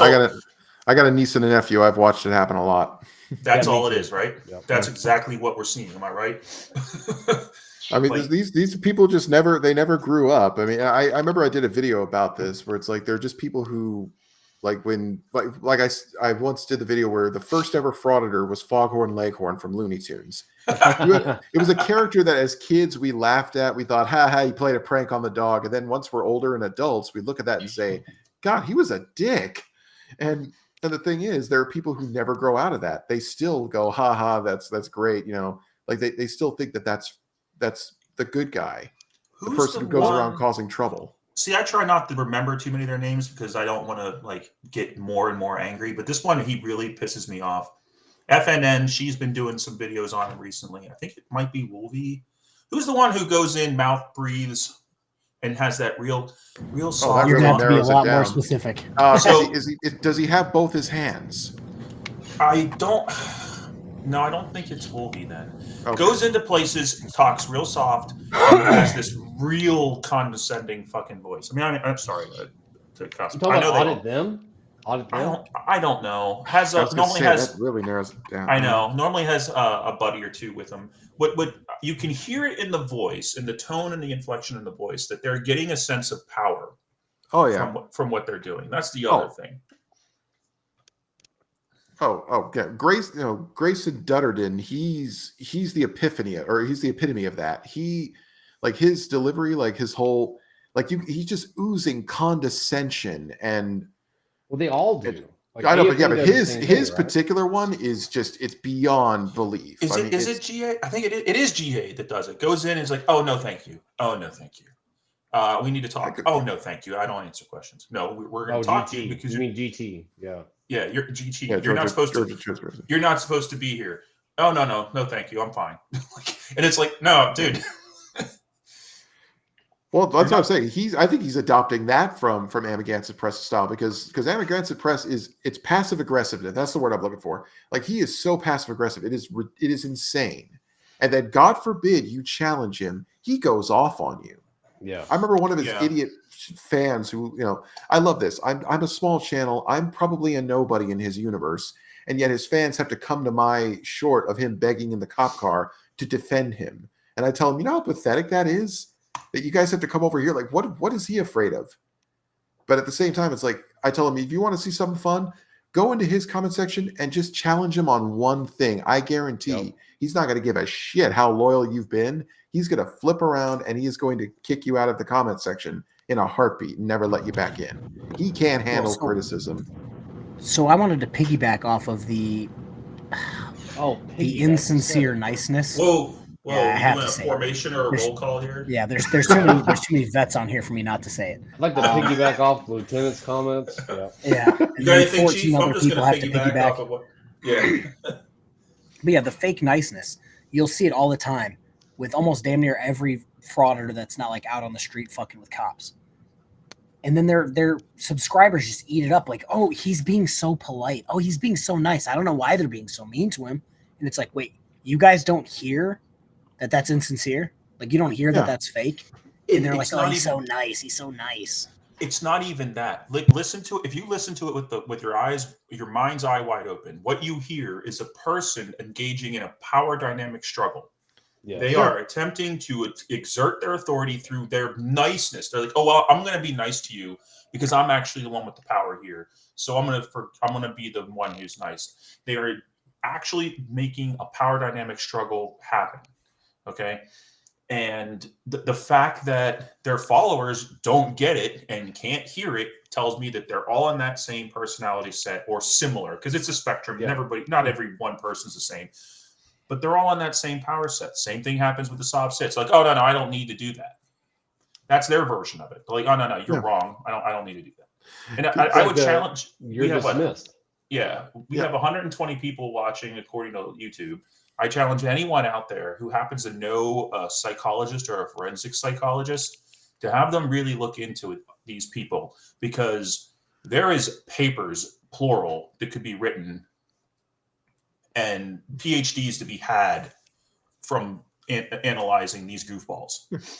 Well, look at it this way. I'm not by any means a psychology expert at all. I'm not an expert in anything, to be honest. But I just from reading and observing, like with Gutter Trash, like I can already say he definitely has some kind of narcissistic personality disorder, like for sure. Like I read the symptoms, and I've watched enough of his videos to see, his behavior is consistent across the board with everything that it describes. Well, just look at the three we have here.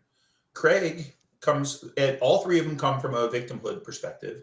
Rogue Nation thinks he knows everything about the law, and he thinks he knows everything. But he's making the classic blunders of all quote unquote fake smart guys and making gross generalizations. Oh, these cops are just probably right out of high school and right out of the military. They're not trying to think individually. I have a little message for you. I don't know. I know he's never going to see this, but the United States military, the United States military specifically is the only military in the world that drives decision making down to the lowest levels. Yeah, it does. So if you finish one enlistment, you're going to come out as a E4, which is when we actually allow you, sometimes not smartly, to make a decision like that could affect other people's lives. That's where you're at your fire team leader level in the Army. That's where I get when I was a loader, I would get my first load crew chiefs to be E4s. That's where you get into like maintenance team leaders and people who are we allow them to go out and work on an airplane on their own a flying machine with a person in it. You're not commissioned officer. You're an NCO. And he's trying to say that these guys coming out of the military can't think for themselves. I guarantee you they know exactly how to do that and how to make decisions to some extent. I don't care what your rate, job, MOS, AFFC, whatever it was, whatever branch of service you were in. I can't speak for the Space Force because I have no idea what they're doing. But like, and they're all ex-Air Force and Army guys in the Space Force, so they're all good to go. He's completely wrong. Gross generalization. The biggest way you can identify a fake smart guy is that, and they make that mistake all the time. I agree. And that's one of the things. Yeah, very smart. I was in E5 in the Navy when I was active. When I was a second class in E5 in the Navy, doing some of the things that I did, I was telling captains. Captains would come to me. The captain of the ship would come to me and say, "Where do I put my ship?" As an E5. So yeah, well, he's 100% wrong. There's a great example of. I was just watching the most recent Unsubscribed podcast. If you're a veteran or you like a mix of veteran stuff and nerdy shit and guns and all kinds of, it's a great podcast. But they were talking about the junior officers coming to the field to deployed locations, and the unit being like, "Corporal, can you watch him?" And like the corporal became that lieutenant's like babysitter. Do you know who trains junior officers in the Navy? NCOs. I know. The chiefs. Yeah. Yeah. But that's not neither here nor there, and we're sidetracking. If KFAR, if you want to run your tape. Or... Yeah, so just to piggyback off that, I think I've told the story like a gajillion times at this point, where me as an E4, I was in charge of my duty section. And in the middle of winter in Virginia Beach, the OOD came down, called me on this stupid fucking Hydra. It was like, "Hey, Boats, can you meet me on the fantail?" And like he was like, "Hey, do we need to tighten these mooring lines?" Like, "Hey, the guy who's in charge of the ship is asking me, an E4, hey, are these things keeping us connected to the pier and keeping us from floating away? In your opinion, are these correct?" Well, that's because you're the SME. Yeah, that's fine. You're the SME on that. Yeah, those are fine. Those are fine. I'm going back to bed. You were trained to ID that. He's only trained. He knows he needs the answer from the professional. When you get to the higher levels, like when you go to you get your senior NCO, your NCO training, your senior NCO training, you learn that the most expedient way is what you're going to do. So the easiest way to figure out something's correct is not for you to know every goddamn thing, because that's impossible. You go to the people who did it. You're like, "Hey, is that good? Is that tracking? Does that check out?" And if they're like, "Yeah, boss, that's good," you're like, "All right, cool." And then you move on because you got other shit to do. You're now at a different level. Like that's why we would train and certify low crew chiefs, and I would send them out to load a jet. I would do an inspection because we're talking about an airplane covered in high explosives, in rockets and all kinds of stuff. Or even worse, the Bluetooth flares, which if those went off on the ground, you won't see me anywhere near that. But like, I'll go out and I'll look over the airplane. I'll do what I call a post-load inspection. But I trust that the activity that was going on, like how they were doing it, not like the end product, because I still have to look at that, but how it got done, I'm going to trust that it was safe and done by the regs because we certify this person. And I don't have fucking time to go watch every goddamn thing. That is not what I would do. Well, and so to bring this back around to what we're talking about here, and anyone who's been in the military knows about military lawyers, right? And we call them Navy lawyers or all this kind of stuff. They're not actual lawyers. It's the people in the military who think they know everything about everything and are going to tell you how to do stuff that's on the wrong path.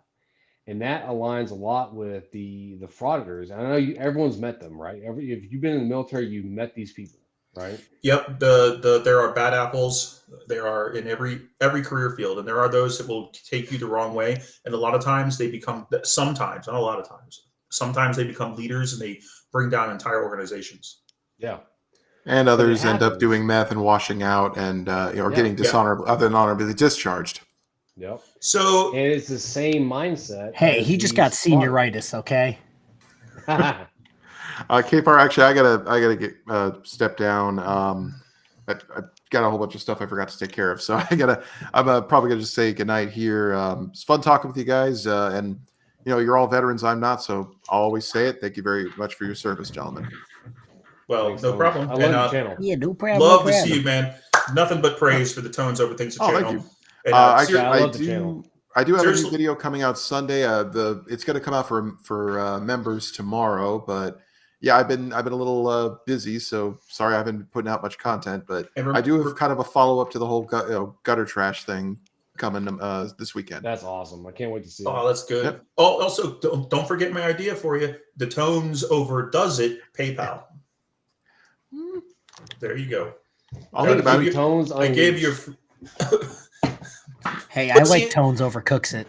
Yeah. Ooh, that's good too. He's got to have the over in there because it tracks with the brand. That's all I'm saying. Oh yeah. All right. Have a good night, man. Yep. Night, guys. Night. Bye.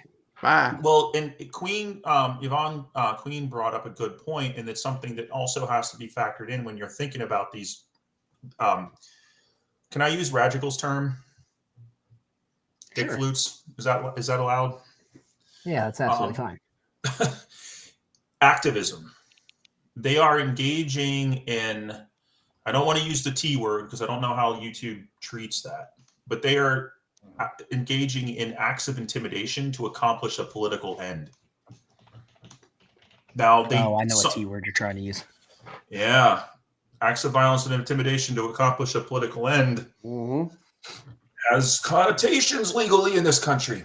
Literally the definition of what you're trying to say. Yes. Yeah, it is the physical definition. In case you guys, maybe some people don't know that, I'm sure your audience is pretty smart on that. But literally, what they're doing, call flooding. Why do you think call flooding is illegal? It's an act of intimidation. Yeah, it's also an act of obstructing administrative work. Yep, and it's interference in administrative and official government duties. Which there are people sitting in solitary confinement right now for a little event that happened back in a couple of Januaries ago, which we're not going to get into that specifically, but a lot of those people have that charge. But it's the same thing. And especially when they do it to police stations and 911 call centers, it's like, guys, that's not activism. That's interference. That's no different than if you want to be a climate protester and just sit down on the street. Block a highway, which is big in Europe. They're doing it all the time in Europe now. And they're getting their asses handed to them. Well, the Europeans they're tired of it. The cops are just ripping them out of the street. If the cops aren't there, the people in the cars, they just run them over. they pull up to them. They get real close, and then they just slowly push them out of the way. Well, it was like in the States when they used to do this thing where they laid down in like coffee shops, right? And they would lay down on the floor, and they get mad when they got stepped on. But the point is that activism component, and which in my mind leads to the T word, can't be ignored from this whole concept legalistically. And we're seeing it play out here in this video that KFAR is showing, is because you see these this brain trust of morons going around making themselves victims for conducting their constantly protected activities that were actually that was the masquerade for what was journalistic activism at best, and at worst, a political act of the T word.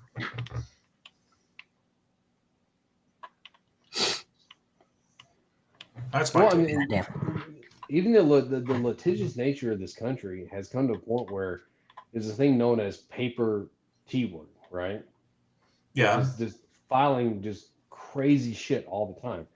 And they're getting kicked down in court because they won't let them do it. Like, you can't just file motion after motion after motion, surreptitiously because they'll get happen to hold it up. If they do that, they'll be charged with vicious litigant. Vacacious, yeah, being a vacacious, yeah. But KFAR, you brought up a great point. I don't know why you probably should do a video on it or something like that. But you brought up a great point earlier about COVID. When everything was shut down. Vexatious. That's right, it's vexatious. Sorry. Vexatious. Good old I Tim didn't go to law school. I got a degree in history from the school that took all my money. So that's not one of my words. So like a long time ago, we were talking about this. I want to say I think I pitched it before. B Squared. I think it was me, Kick, Blue Bacon, and Paul Carroll. We were talking about this, and we told them, like, as soon as everything opens back up, y'all are screwed. And then sure as shit, as soon as everything opened back up, even fucking Craig here said it, all of these frauditors are starting to catch charges and be convicted. And they're still like, well, how is this happening? This wasn't happening 2 years ago. I'm like, yeah, the situation has changed. Like, yeah, you need to, like, go with the times here. Like, we told you this was going to happen. You just thought you were so smart. And they also have upped their antics. You don't think that the communities aren't becoming aware of your increased antics. When your name shows up enough time in a DA's office, they start to like look at you. Like they give you that side eye, that meme eye, where it's like, might want to do something about this before it gets out of hand. But it goes into their delusion. Look how they're reacting in this video. Now they're saying, oh, this is them coming after us. What did Rogue Nation? He just said it before. I mean, we paused a long time ago, but he said something along the lines of, it doesn't matter what the actual charge was. We all know why they're doing it. It's just to get us and put us in jail. It's conspiracy, yeah. Yeah, I don't think there's enough tinfoil for the frauditors. We're going to have to open up a whole new. And I said this before. Line. I said this before. You want to know what it looks like to fight for constitutional rights? Look at what Greg Abb is doing in my state right now. And you may like him, you may not like him, what he's doing, but the thing is that he's standing up for what the people elected him to do. I think he's doing. We don't want to turn this political. I have my own thoughts on that, and I'm not against it. It's a little weird and unprecedented. And if I was those National Guardsmen, I would be very tense. And a lot of the National Guardsmen. So if people don't understand this, a lot of the National Guardsmen who are actually helping Texas are not from Texas. Whenever these kind of things happen, the word goes out, hey, we have orders. So the Texas National Guard is paying them, they're Title 32 orders, so they're state-funded orders. A lot of people don't realize that most of the time when the National Guard does something, we're paid by the federal government. We call it Title 10. These are state-funded orders. And Title 30 versus Title 50, yeah. And they're like, hey, you want to come out? Well, we got orders for you. Doesn't matter your job because it's going to just be basic. We just need bodies. And a lot of people did that. My friend did like 6 months. I didn't even know this was because I was retired at the time. One of the guys I used to serve with, he did 6 months of. Remember the Afghan refugees after the pull out of Afghanistan? Yep. He went up to New Jersey and he just helped process those people, because they took him to McCord Air Force Base and just camped them there, and he was helping process them through McCord. And that was federal. That came from those orders came from the National Guard Bureau, so those are federal. But like, just because you're in one state's guard doesn't mean you're not. I did Hurricane Katrina.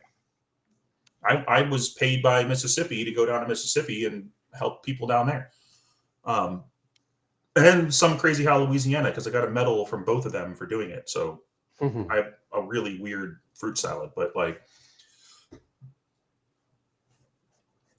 when so that's that. But when you look at these guys in terms of how you amass all those cluster B personality disorders into one nice little package, you can see it in both the SOVs and the frauds, the victim disorders or victimhood, the anti-authority stuff, they want to be the authority and they think they're the authority stuff, the self-grandization, which is another part of cluster B, the essentially the Dunning-Kruger effect is strong with these people. That's like their force power.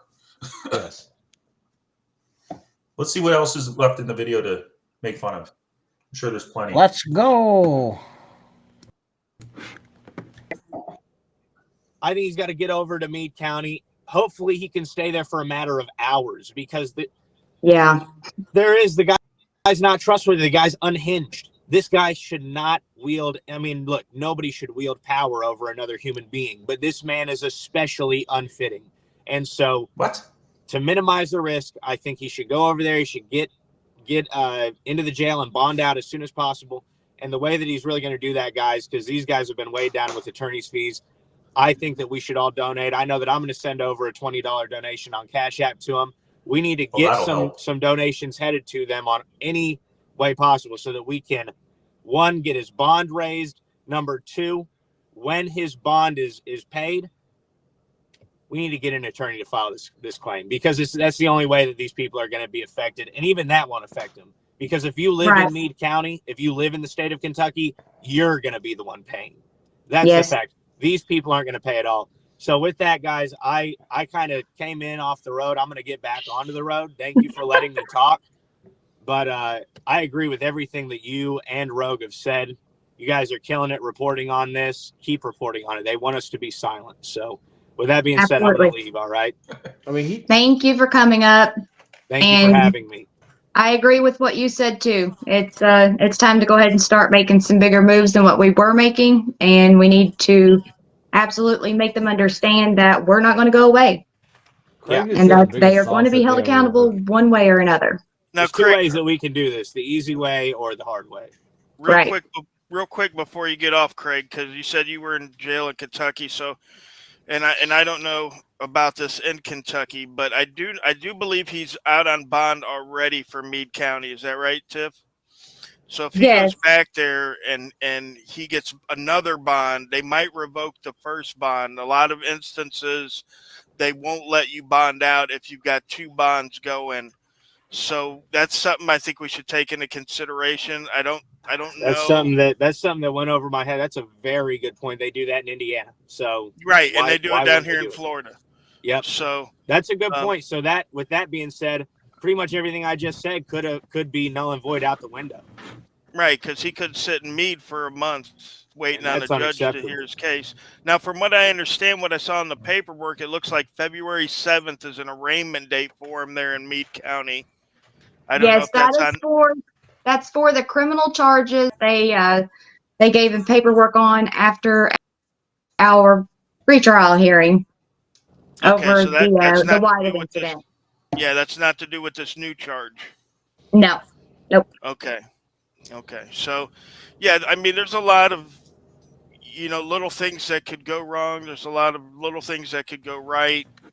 It's going to be hard to say. I can't deal with that anymore. So their response to Chris being held accountable for his actions is to say, we need to hire an attorney so we can sue them.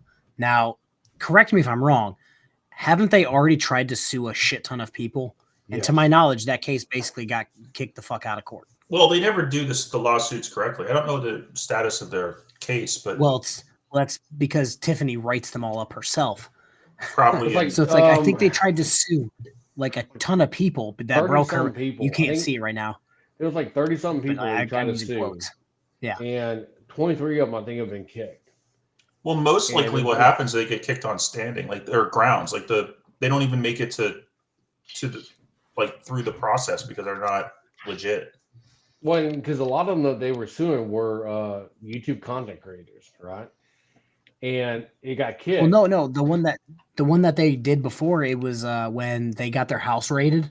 Oh, okay, yeah. And when Tiffany quote broke her back, even though like they've been talking about a horse breaking her back, do with that mental image what you will. They were suing all these like the basically the SWAT team for the area, which consisted of a bunch of different. It was a task force. It was a joint. Yeah. So it was several. Yeah. It was several PDs, several sheriff. Rural areas do that. They don't have one team. Well, shoot, even in my area, we had a gigantic city and we still did it like that. But they tried to sue like everyone, and then they tried to sue everyone individually. And the court was just basically like, no, you guys are in the wrong and you're doing this wrong. Suck it. Like to my knowledge, they were supposed to do something with it recently, but because they're big old fucking dummies, they basically waited too long to do something, and it kind of hemmed them up. So they have, from what I remember, Scott McRae says he filed suit against 29 cops. 28 were dismissed completely. The 29th was partially dismissed on first pass by the federal judge.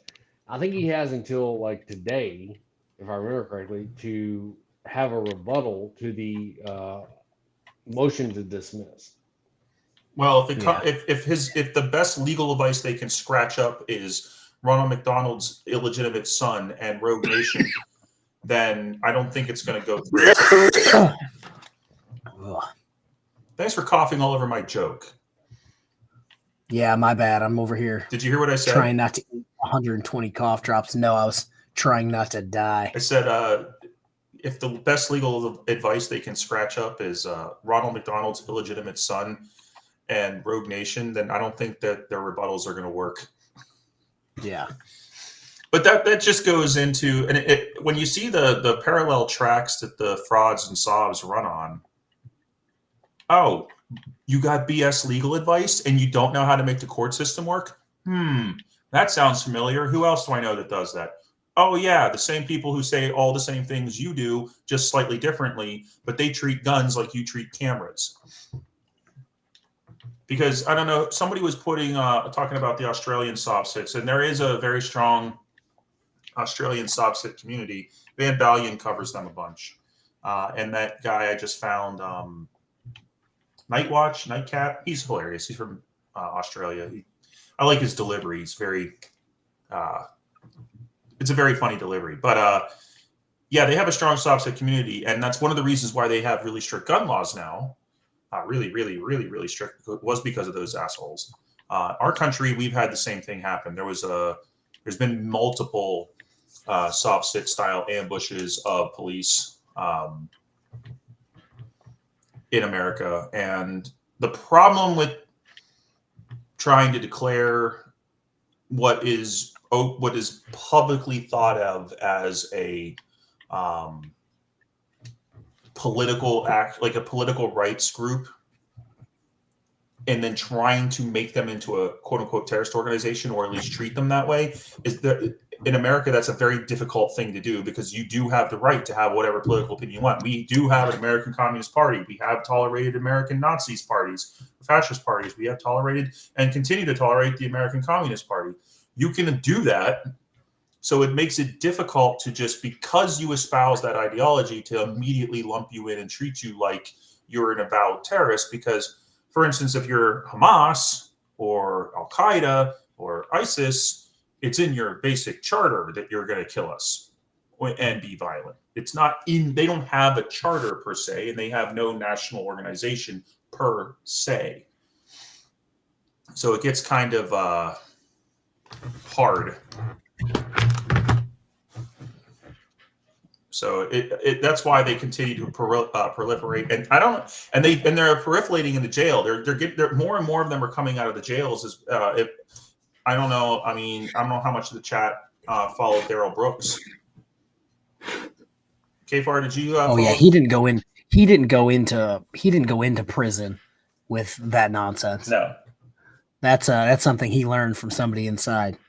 Because they've always been around. They were commonly referred to as jailhouse lawyers, but they seem to be becoming more and more prevalent. That's because freedom is hard. Being free is hard. It's not easy, because you have to deal with stuff like this. You have to deal with these like gray areas that exist all the time, right? Well, freedom is hard because you have to balance a non-tyrannical system. Oh, now we're going to go into political theory, and Kfar's viewership is going to drop by 1,000. Freedom is hard because you have to balance the non-tyrannical nature that government or the tyrannical nature government has with the will of the people. So, all right, history teacher Weapons has shown up. A lot of people didn't realize that. I'm going to make this quick. A lot of people didn't realize that back during the founding of the Constitution, when it was being written, a lot of people didn't want the Bill of Rights to be included in the Constitution. So like, hey, if we make a list, it's a list, and then people could say, oh, it's not on the list, then we can enforce on it, then we can restrict it. And it went back and forth, but then a lot of correct me though, like I don't mean to interrupt, but correct me though, a lot of the founding fathers thought that the Bill of Rights aspects were just like common sense. Well, they're not common sense. They were based on what was called natural law, a popular thing that came about at the end of the Renaissance and was revived during the 1700s. And a lot of them were reading the works of people like John Locke and Burke and people like that. And they were basing their political theory based upon the works of these people who were inspired by late Renaissance authors who were inspired by Greeks, mostly Greek political theory. And also so-called God's law or natural law, or what the SovCits like to talk about, which is common law, which Yes, common law is not, it's not a law per se. It's common natural rights that we build into our legal systems. It's not a thing you can like pull out the book of common law and be like, hey, on page 72, chapter 16, it says I can do this. That's not what that means. Yeah, Montesquieu, yeah. And then I'm trying to do this quick down and dirty. Then they're like, hey, I don't know if we should do this, but they had to ratify the Constitution because they were operating without anything, and it was really hard to run a country without a Constitution, without anything on the books. And they had the Confederate States treaties, and the Confederate States of America was still a thing. Not the Confederates. Consolidate, whatever it was called. I can't remember. It was right now. What do you call it? Articles of Confederation. Articles of Confederation, right? Which is what the Moors always cite. They're like, hey, according to the Articles of Confederation, that you have a treaty with us. One, no, we don't, because you're not a Moor. That's not what the treaty said. Right. Yeah, two, that's not what the treaty means. And three, that document is null and void. So go away. But they argued the aspect of like the right to travel, what Soft says, came from this aspect of the Articles of Confederation, right? And it carried over into the Constitution. But no, it comes from a constitutional document. Is they didn't want the states becoming their own countries and making it impossible to travel amongst them, because the federal government also one of their primary original functions. The only reasons they exist is to ensure that interstate commerce works. Right. So we remain a country and we don't become 13 different countries at the time.